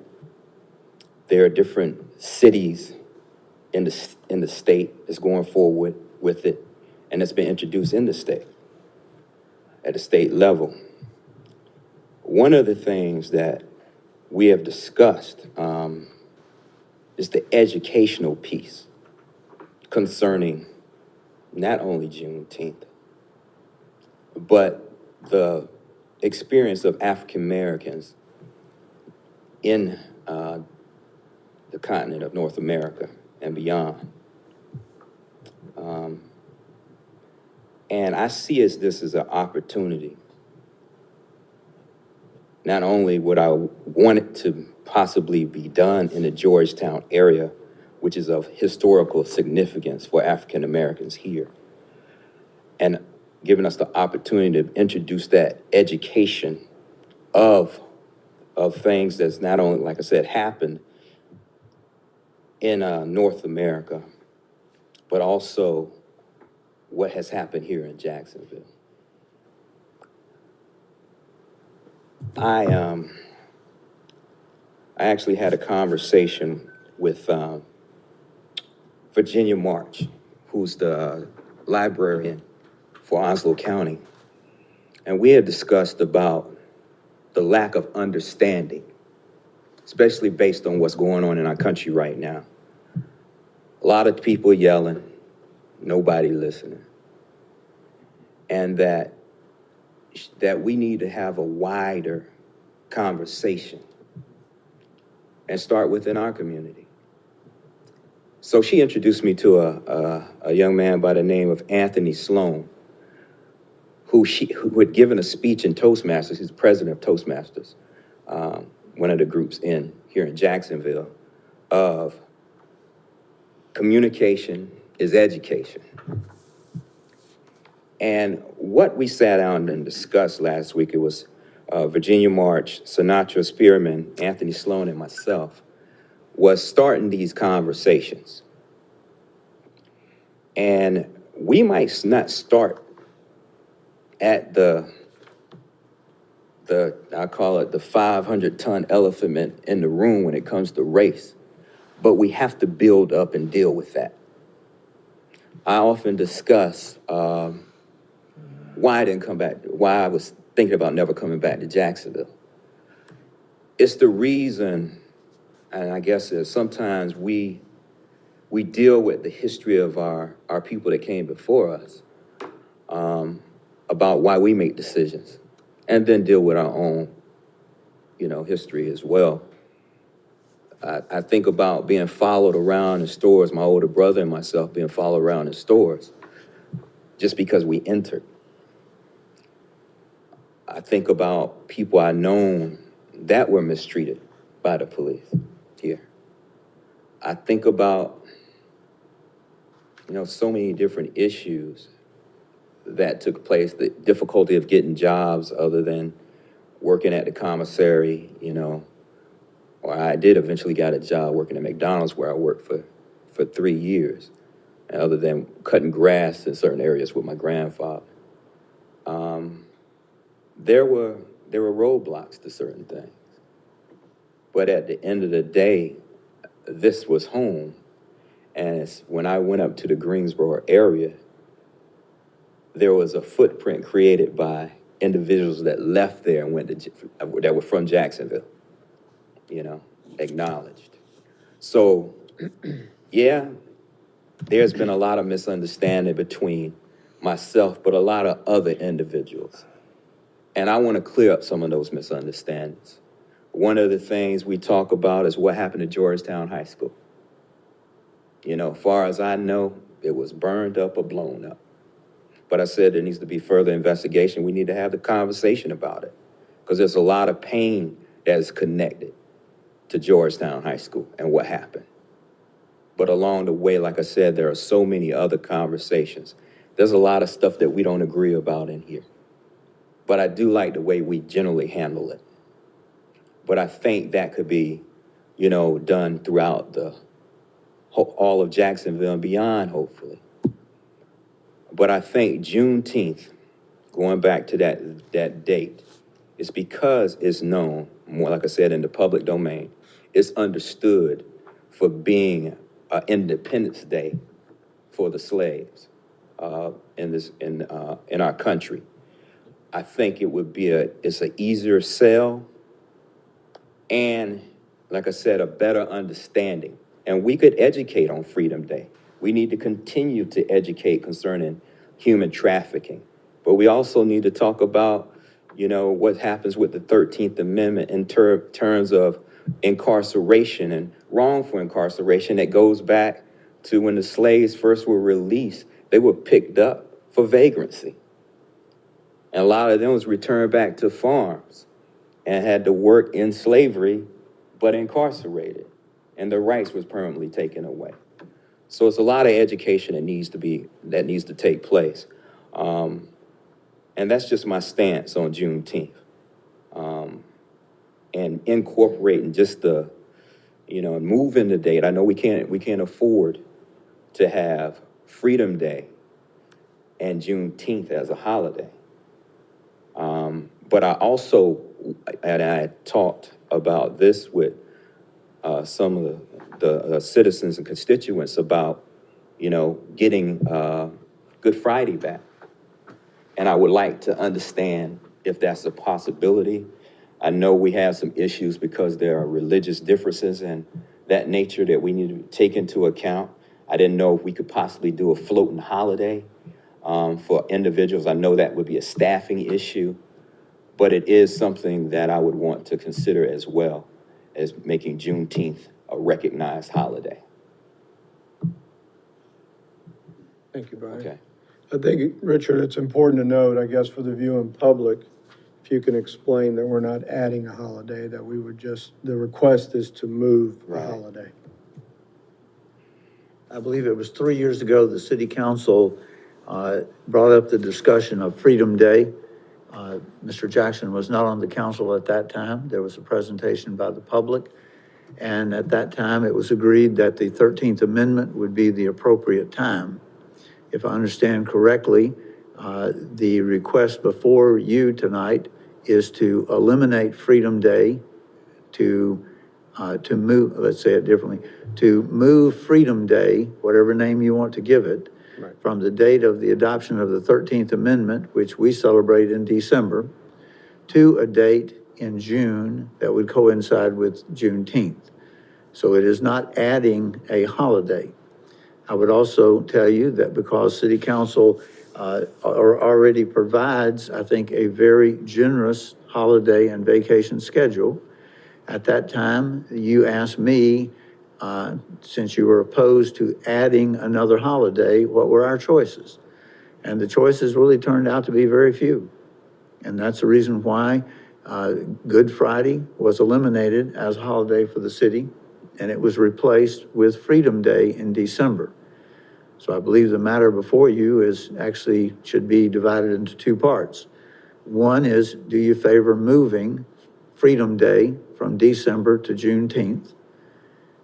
A second would be, do you favor adding another holiday at Good Friday? Because I'm going to tell you, when you, we need to divide those two discussions, so I won't talk about adding Good Friday at this moment. But that's my understanding is the motion before you, the proposal before you is to do that. And just for clarity, thank you for doing that. John, yes?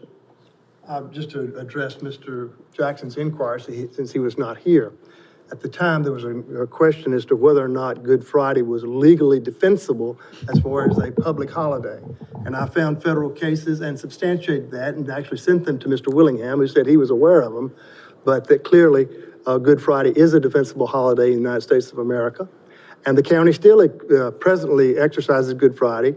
And as you know, Good Friday, us not doing it, presents problems with sanitation, et cetera. So there are implications that move from taking away Good Friday and moving it to Freedom Day has impacted city government and your citizens. Correct. Dr. Woodruff can elaborate on that, but I think all of us are aware of that in this room. Thank you.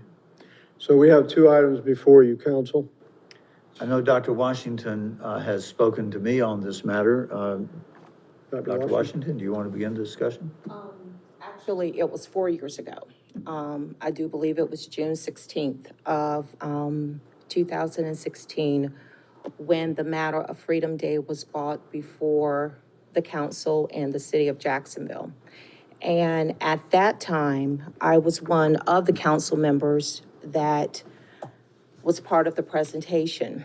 And the impetus behind choosing the 13th Amendment versus Juneteenth was that the 13th Amendment basically accomplished one thing that Juneteenth did not. Juneteenth, when it was set into motion by President Abraham Lincoln, it was to free the slaves. However, with the Juneteenth, or the Emancipation Proclamation, the Emancipation Proclamation were to free the slaves. That's what that proclamation was all about. And because, as a matter of fact, it went into effect January the 1st, 1863, it wasn't until 2 years later in Galveston, Texas, that the slaves received the word that they had actually been freed 2 years prior. Hence, actually, it was June the 19th of 1865. That's where Juneteenth originates its history, because that's when the slaves found out about it. However, with the Emancipation Proclamation, although it freed the slaves, it did not abolish slavery. So basically, a person could be freed as a slave one day, and then the next day they could be placed back into slavery because, again, the tenets of the Emancipation Proclamation did not abolish slavery. It wasn't until it was ratified by the United States Congress that the 13th Amendment actually abolished slavery. But there was one caveat.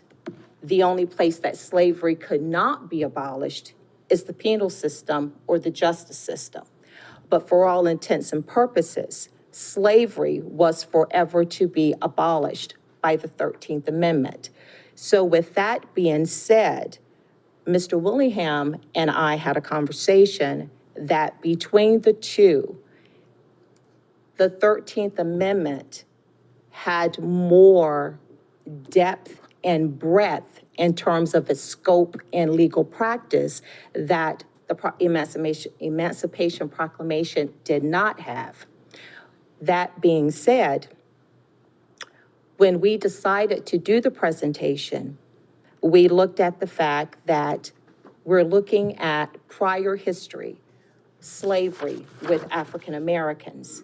However, we were also bringing under that tenet modern day human trafficking, because modern day slavery basically coincided, even though back then when the 13th Amendment was ratified and adopted, there was no talk about modern day slavery, but we do know that modern day slavery exists. So Freedom Day not only encompasses what happened to our slaves and the descendants of slaves, but it also looks at the present and the future tense of modern day human trafficking. Also, coupled with that, the third component is looking at the penal system when individuals are falsely accused and placed in the penal system under a new type of slavery.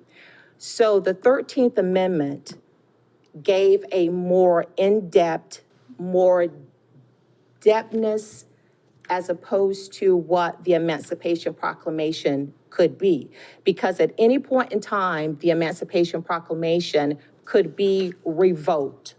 However, we all know that when a Constitution amendment is made, in order for it to be revoked, there has to be a decision and it has to go before Congress, such as what happens with bootlegging with prohibition. We know that 1 minute it was outlawed and then with the vote of Congress, it was brought back into play. So with that being said, being a part of the council that made that presentation, I felt that it was in the best interest of the city of Jacksonville to take a bold step in the century, because when we look at Black Lives Matter, the city of Jacksonville basically addressed this issue back in June of 2016. And it wasn't just about Black Lives Matter. It was also talking about individuals whose lives are being impacted now. Yes, we understand the atrocities of what happened with slavery and the descendants of those slaves, and even now, some of the barriers and the obstacles those individuals are still facing now. I can sit here and honestly tell everyone in this room, just because you happen to see Dr. Angela Washington as my credentials, it does not protect me against racism. I still experience it today. However, I felt that when this council decided that we were going to take a bold step for the city of Jacksonville, we became the first municipality in the state of North Carolina to adopt the 13th Amendment as a holiday. And we are believed to be the only and the first municipality in the United States that has implemented the 13th Amendment as a national holiday. So I am very passionate about the 13th Amendment because I was a part of the council that voted, this is what we need to bring to light, observing what has happened in the past, and hope that with our decision, we can make a better present, but also changing a better future, so that regardless of which side of the aisle you stand on at the end of the day, slavery is abolished, no matter how it looks, or how it is described. I have to admit that some may have not known enough information, or possibly there may have been few who may not have been able to articulate their words.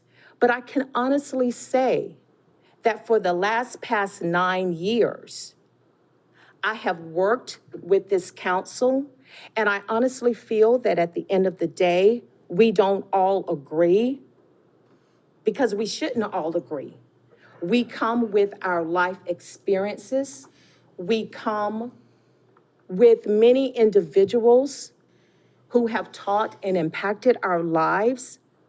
But when we made the bold decision that we wanted to look at the past atrocities of African Americans and to say we understand what happened then, we want to make sure that it doesn't happen now or ever again in the future. So the 13th Amendment is a beacon for the state of North Carolina that we are the premier city that took a bold step to implement something that Congress implemented, not to mention at the National League of Cities.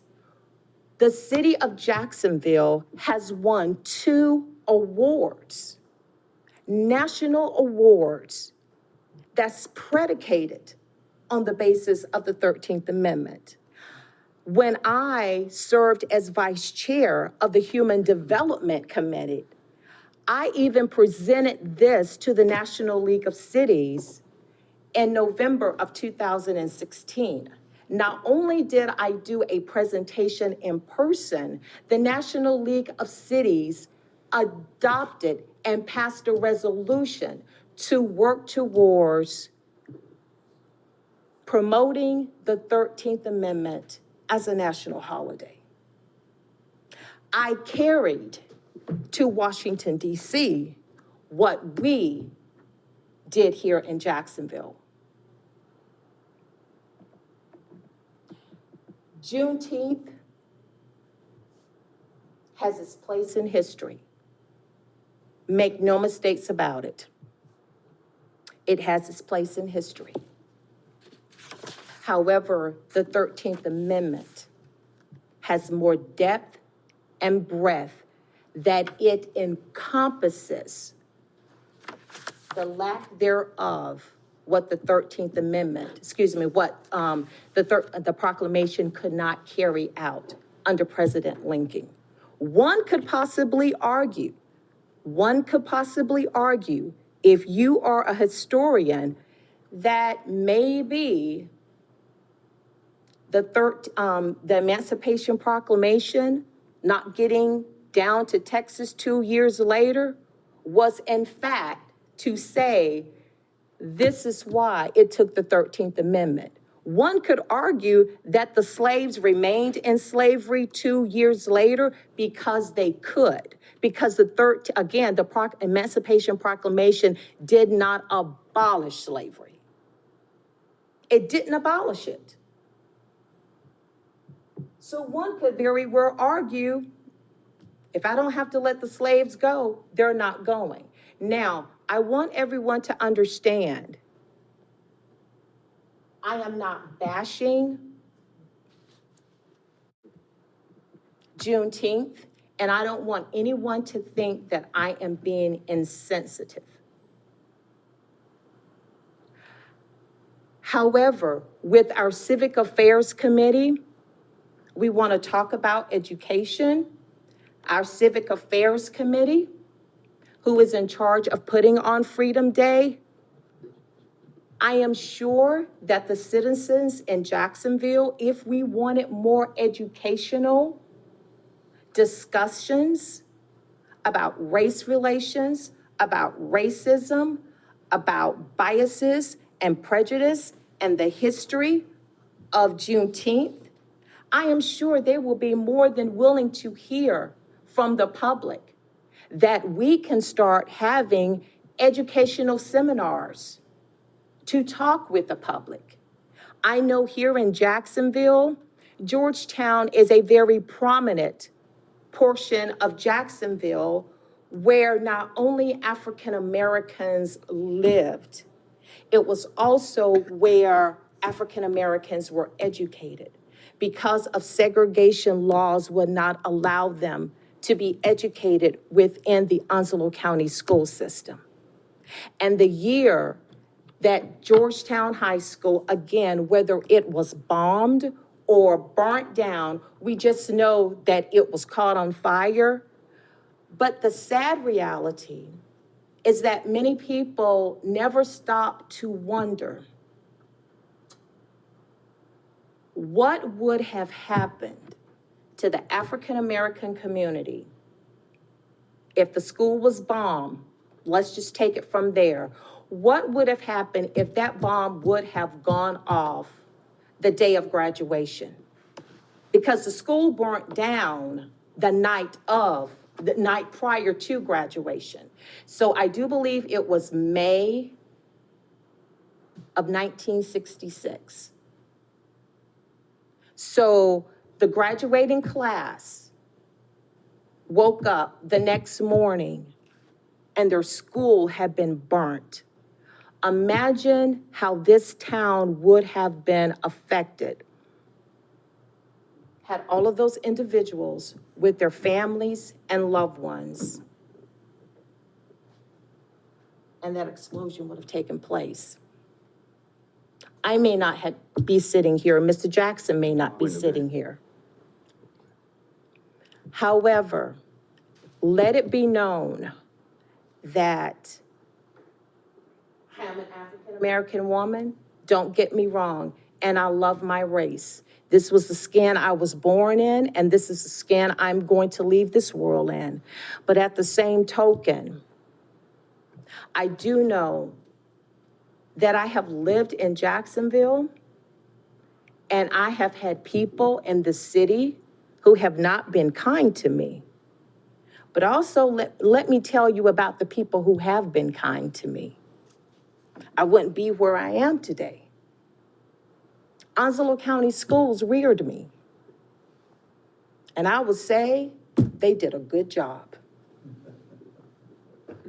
For lack of a better word, I had just as many Caucasian teachers that would hold my feet to the fire just like African Americans.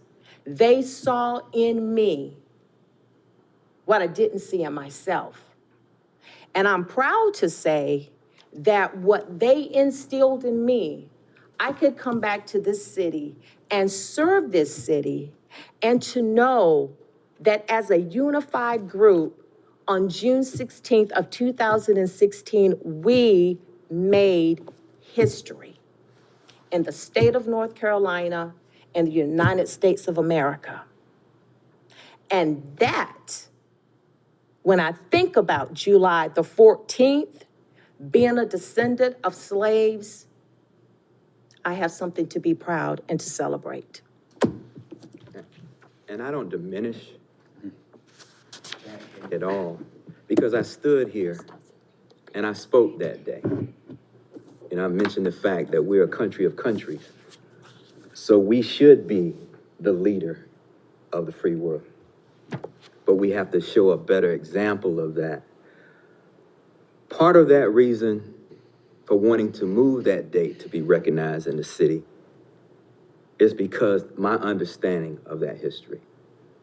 The other reason is because the people stood up and spoke to me about it. I got a lot of calls about it. We had a lot of conversations about it, and people showed up to bring it forth to the city. So not only am I impassioned about Juneteenth being celebrated, the people spoke. And at the end of the day, I represent the people. Thank you. Council discussion? I'll jump in. After I got former council member Willingham's email, I was leaning towards the Juneteenth. After hearing Dr. Washington's impassioned response. I'm in favor of keeping Freedom Day. I voted for Freedom Day originally. I think right now that Juneteenth may be a fad, maybe not a fad, but we had a lot of people spoke that night, if you remember, on the Freedom Day vote, making a presentation. You know, we heard some people tonight, but I think that, I think she hit the nail on the head. Now, is it a good sale? You were right in saying that probably Juneteenth is a better sell to the black community. But I think Freedom Day has that depth that she mentioned, and I think it's worthy of being recognized. I think that 13th Amendment is a very important document. So I'm inclined to keep it as it is. Randy? I'd just say, I tend to agree with Bob and Angela, and Dr. Washington, and, but on another note, I also feel that 10 holidays a year and 10 vacation days a year is adequate. I don't think we need 11 holidays. I know there's conflict there's conflict in December, there's conflict at thing with the county, but, I'm in favor of keeping things as they are. Jerry?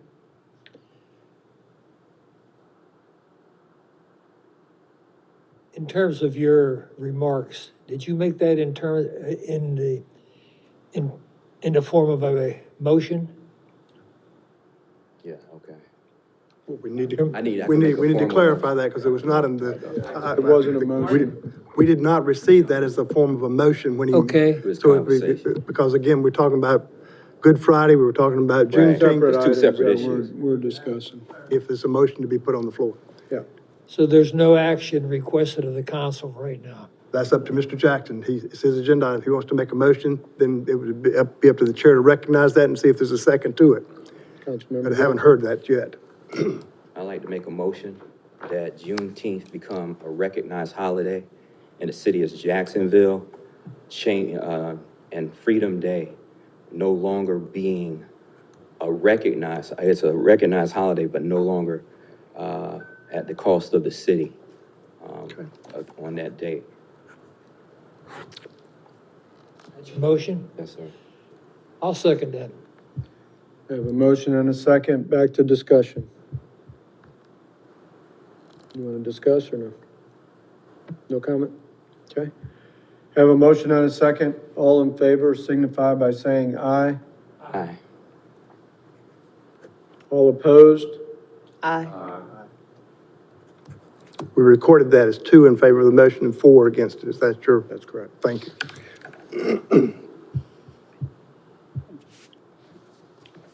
Do we want to discuss the second item?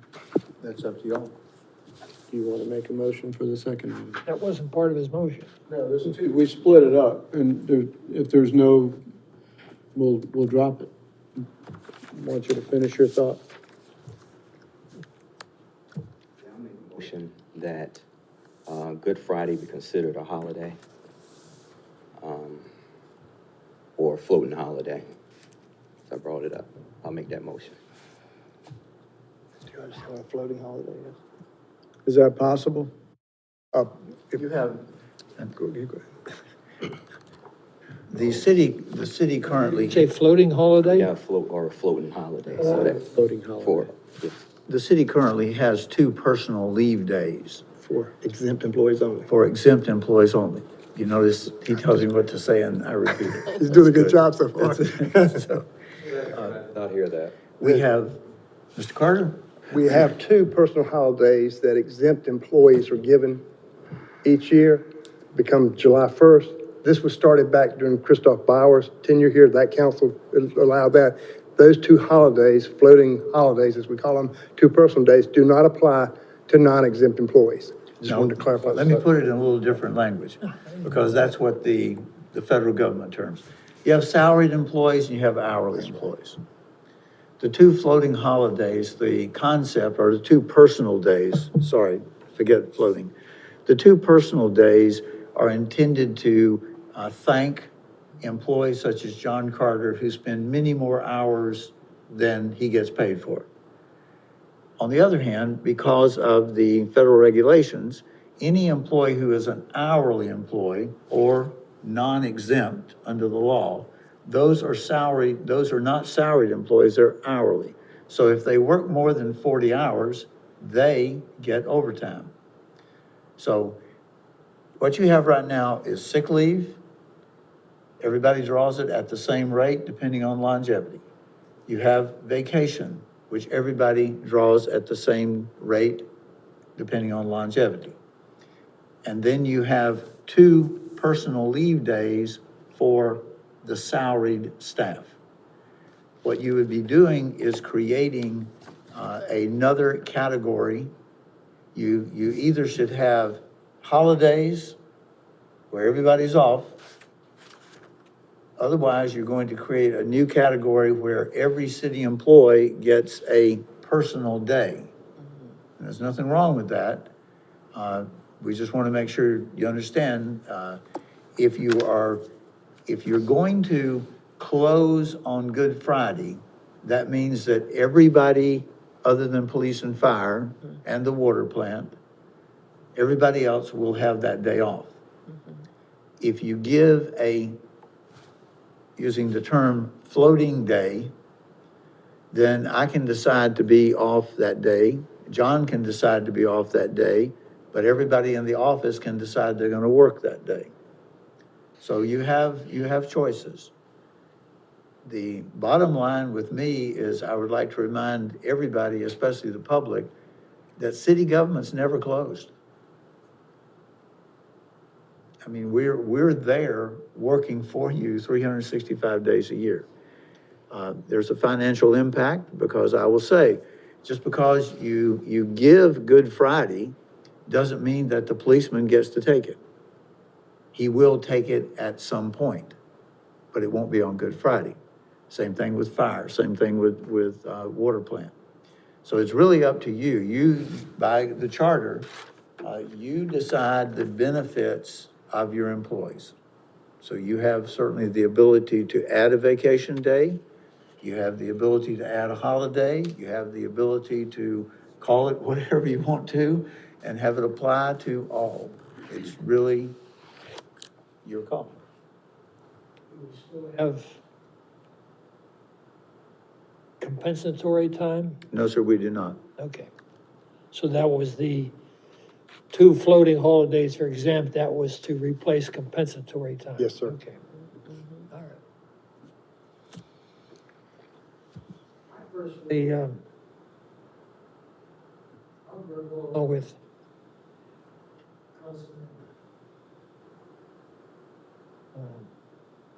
Jackson.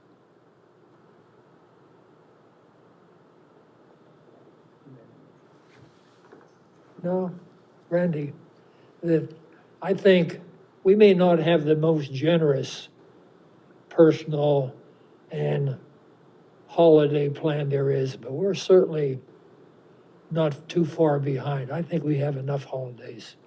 So that's my feeling.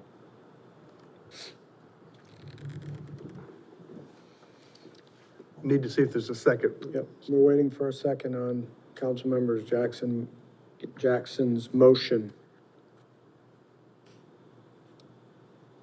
Okay, it dies for a lack of a second.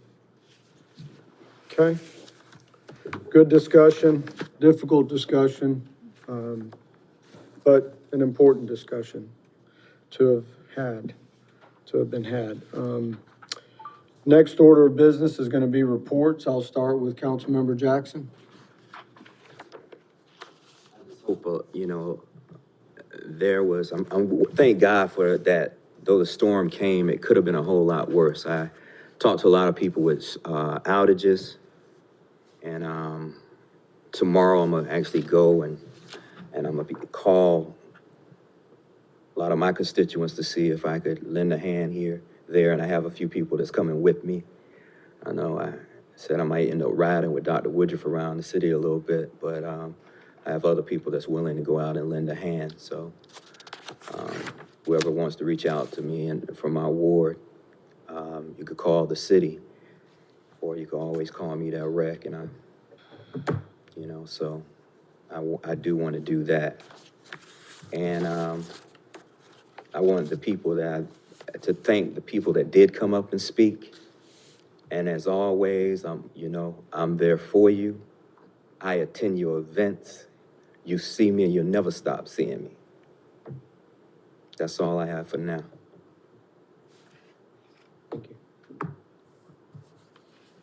Well, I'm glad the storm turned out to be not as severe as we originally thought. And I commend the city employees for taking it, as they usually do, very seriously and doing all their preparations to minimize any inconvenience and hazards to the public. I was also glad to see an email today from the city manager indicating that we will be suspending limitations on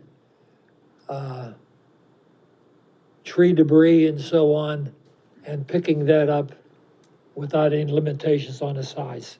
Well, I should say limitations, without the standard 4 by 4 by 10.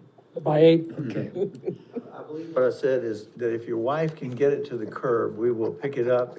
Was that in the memo, sir? If that was the case, mine never would get to the curb, just saying. My wife read that, I think she'll be down to see you this evening. That's all I have. No report, thank you. No report, thank you. Just glad to be back and working again. It's funny, you talk about the storm, but it could have been, if things hadn't been this crazy this year with the corona, we would have been trying to do a national night out tonight. So that would have been real fun for everybody to try to prepare during the hurricane for national night out. So I forgot about that. I guess there's a silver lining somewhere. Well, I did get the tree branches and everything out to the curb, and believe it or not, the 2020 census sign did not blow away. It is still intact in my front yard. So are we still doing the census, Mr. Hargett? He's here. So He's here for that. glad to serve the citizens of Jacksonville, North Carolina. Dr. Woodruff? Then how about if we start with the census moment, and then I'll do everything at once. Stole his thunder. Mr. Hargett is bearing sad news. I hear the Census Bureau's cutting off counting.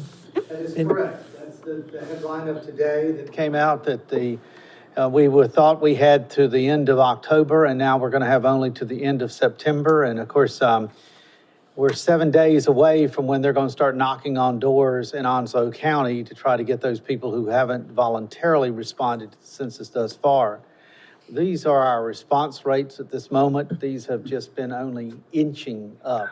I mean, just very tiny parts right now.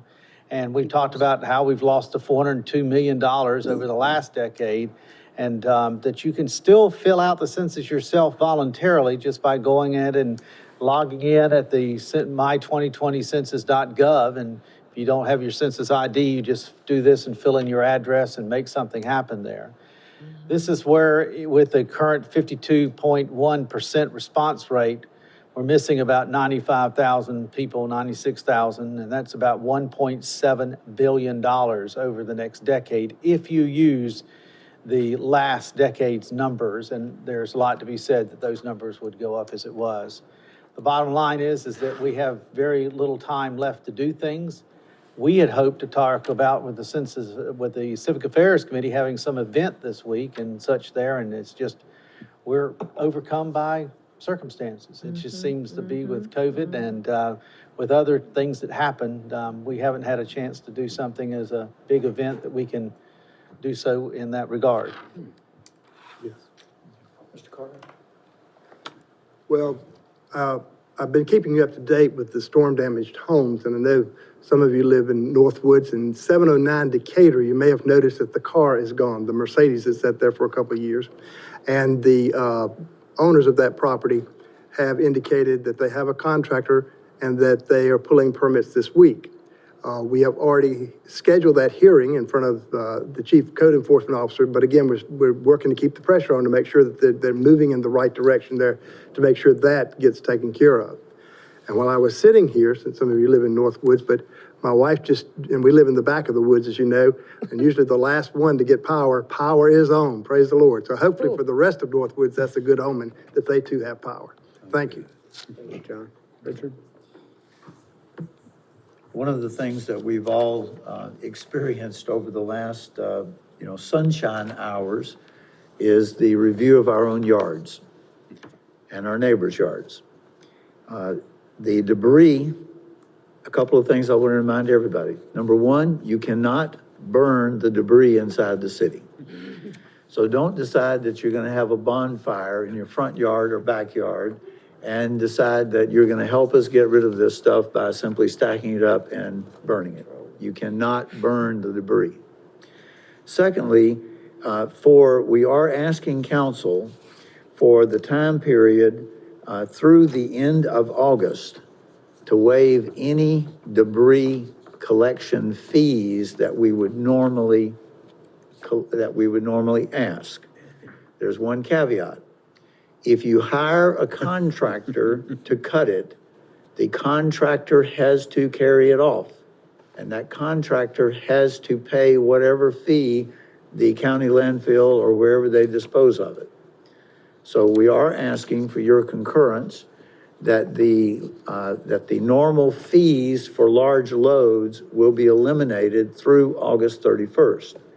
Now, we may find that later this month that we have gotten such a handle on this that you don't need to extend it beyond that. On the other hand, we've all found that if people understand it's free only up to a certain point, they'll get it out to the curb. So I would ask, will you concur in the waiver of yard waste fees through August 31st? Council? Yeah. Yes. Consensus? Okay. In that same vein, when Hurricane Florence came through, you also waived building permit fees that were directly related to hurricane repair.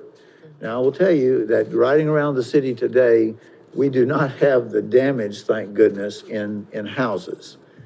But I want to bring that to you to ask if a person can show that it is directly related to the hurricane, and I still can't pronounce that name.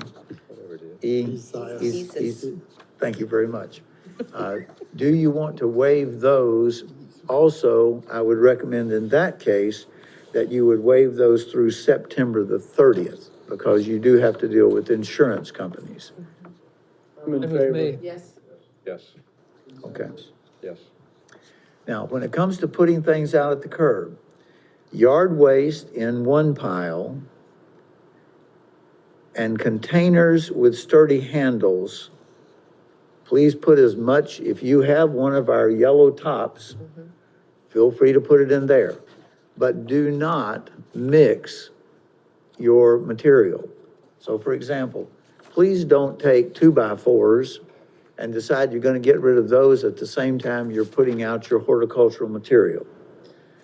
You need to keep garbage in garbage, recycling in recycling, horticultural in its own pile, and then any construction material in a separate pile.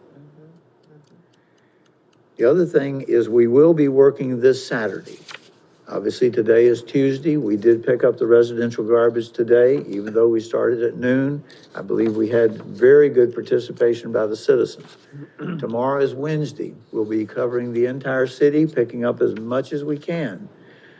But please don't expect yours to be picked up tomorrow, because there's a lot more than yours or mine out there. So we are going to have the crews in on Wednesday and on Saturday, and we may continue that practice for several weeks. Wally Hansen is currently evaluating the volume of waste. At this point, we don't believe that we will need to bring in our FEMA contractor, but that decision may be made in the next several days as we see how much material people are putting out and how much are we picking up. Because what we do not want, and you've always stated this, you want this city cleaned ASAP. And that's what we did after Florence.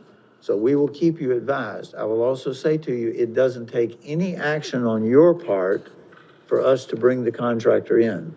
You've already approved the contract, FEMA's already approved the contractor, so all we have to do is make a call. Does the reimbursement, is it easier using a contractor or easier using city forces? Based upon the volume, it's always easier to use the contractor for this reason. You hire two contractors. One to actually document where the load comes from and the volumetrics of that load. The other is to actually dispose of it. So if we determine later this week, and especially after this coming weekend, that we have a large volume, we will be suggesting that we go ahead, not suggesting, we'll be going ahead and calling Crowder Guff, who's our contractor.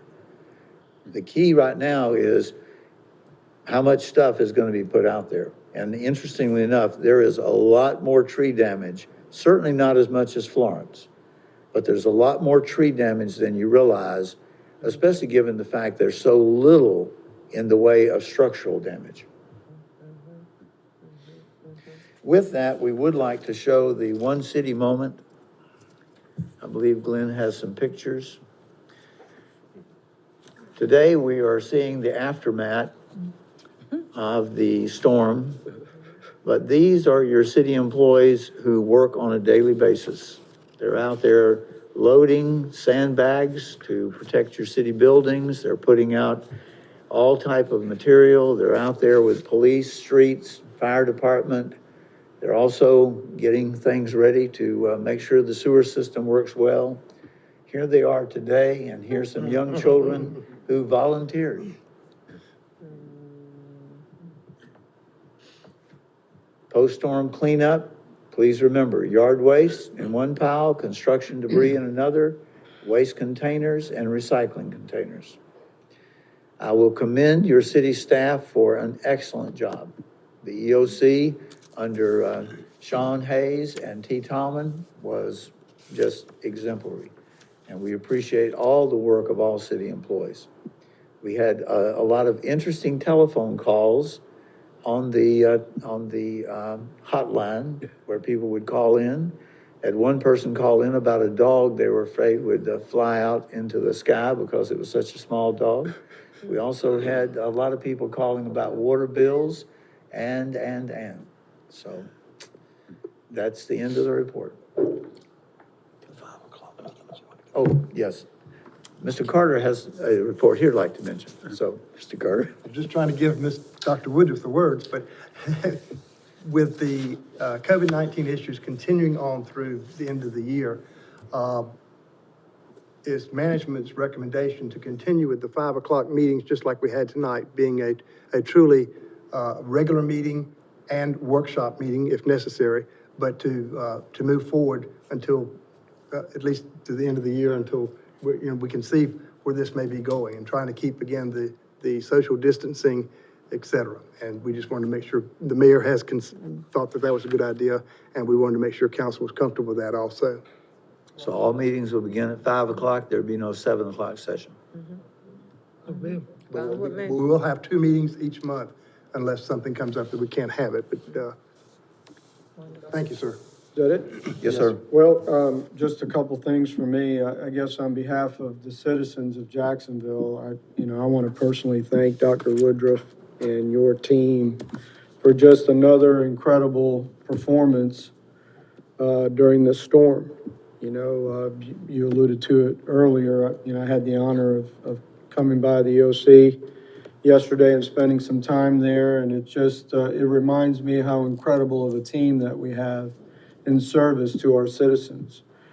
Not just the EOC personnel, but on a dime's notice, the preparation that takes place when we're notified for a storm, activating the EOC and all the personnel that have to gather their things and spend the night there and be prepared and leave their families. And then the aftermath, the cleanup, the immediate cleanup. And, after sitting up here for 15 years, I can just tell you, it makes me very proud and very appreciative of the service and the level of service that we're able to give our citizens. I don't think it's like that everywhere, and I'm very proud to live in a community where it is that way, and the citizens appreciate it. I get comments all the time in terms of how fast we react to situations, and particularly these storms, and how quickly we clean up and respond to emergencies and things that take place within our city. And that really is a testament of our team. It's a testament of these awards that we receive nationally and statewide. And it's under your leadership and under your team, the tremendous people that you have. And I think they deserve to be recognized in times like these when they're away from their families to do the service of their duty. And I just, on behalf of the citizens, I want to thank you and your complete team for the level of service you bring to us. So thank you very much. And I'll pass that on. I hope the viewers are able to say thank you to our team as they see them about in our city. So thank you again, and that's all I have. If I have a motion to adjourn? We adjourn. All in favor?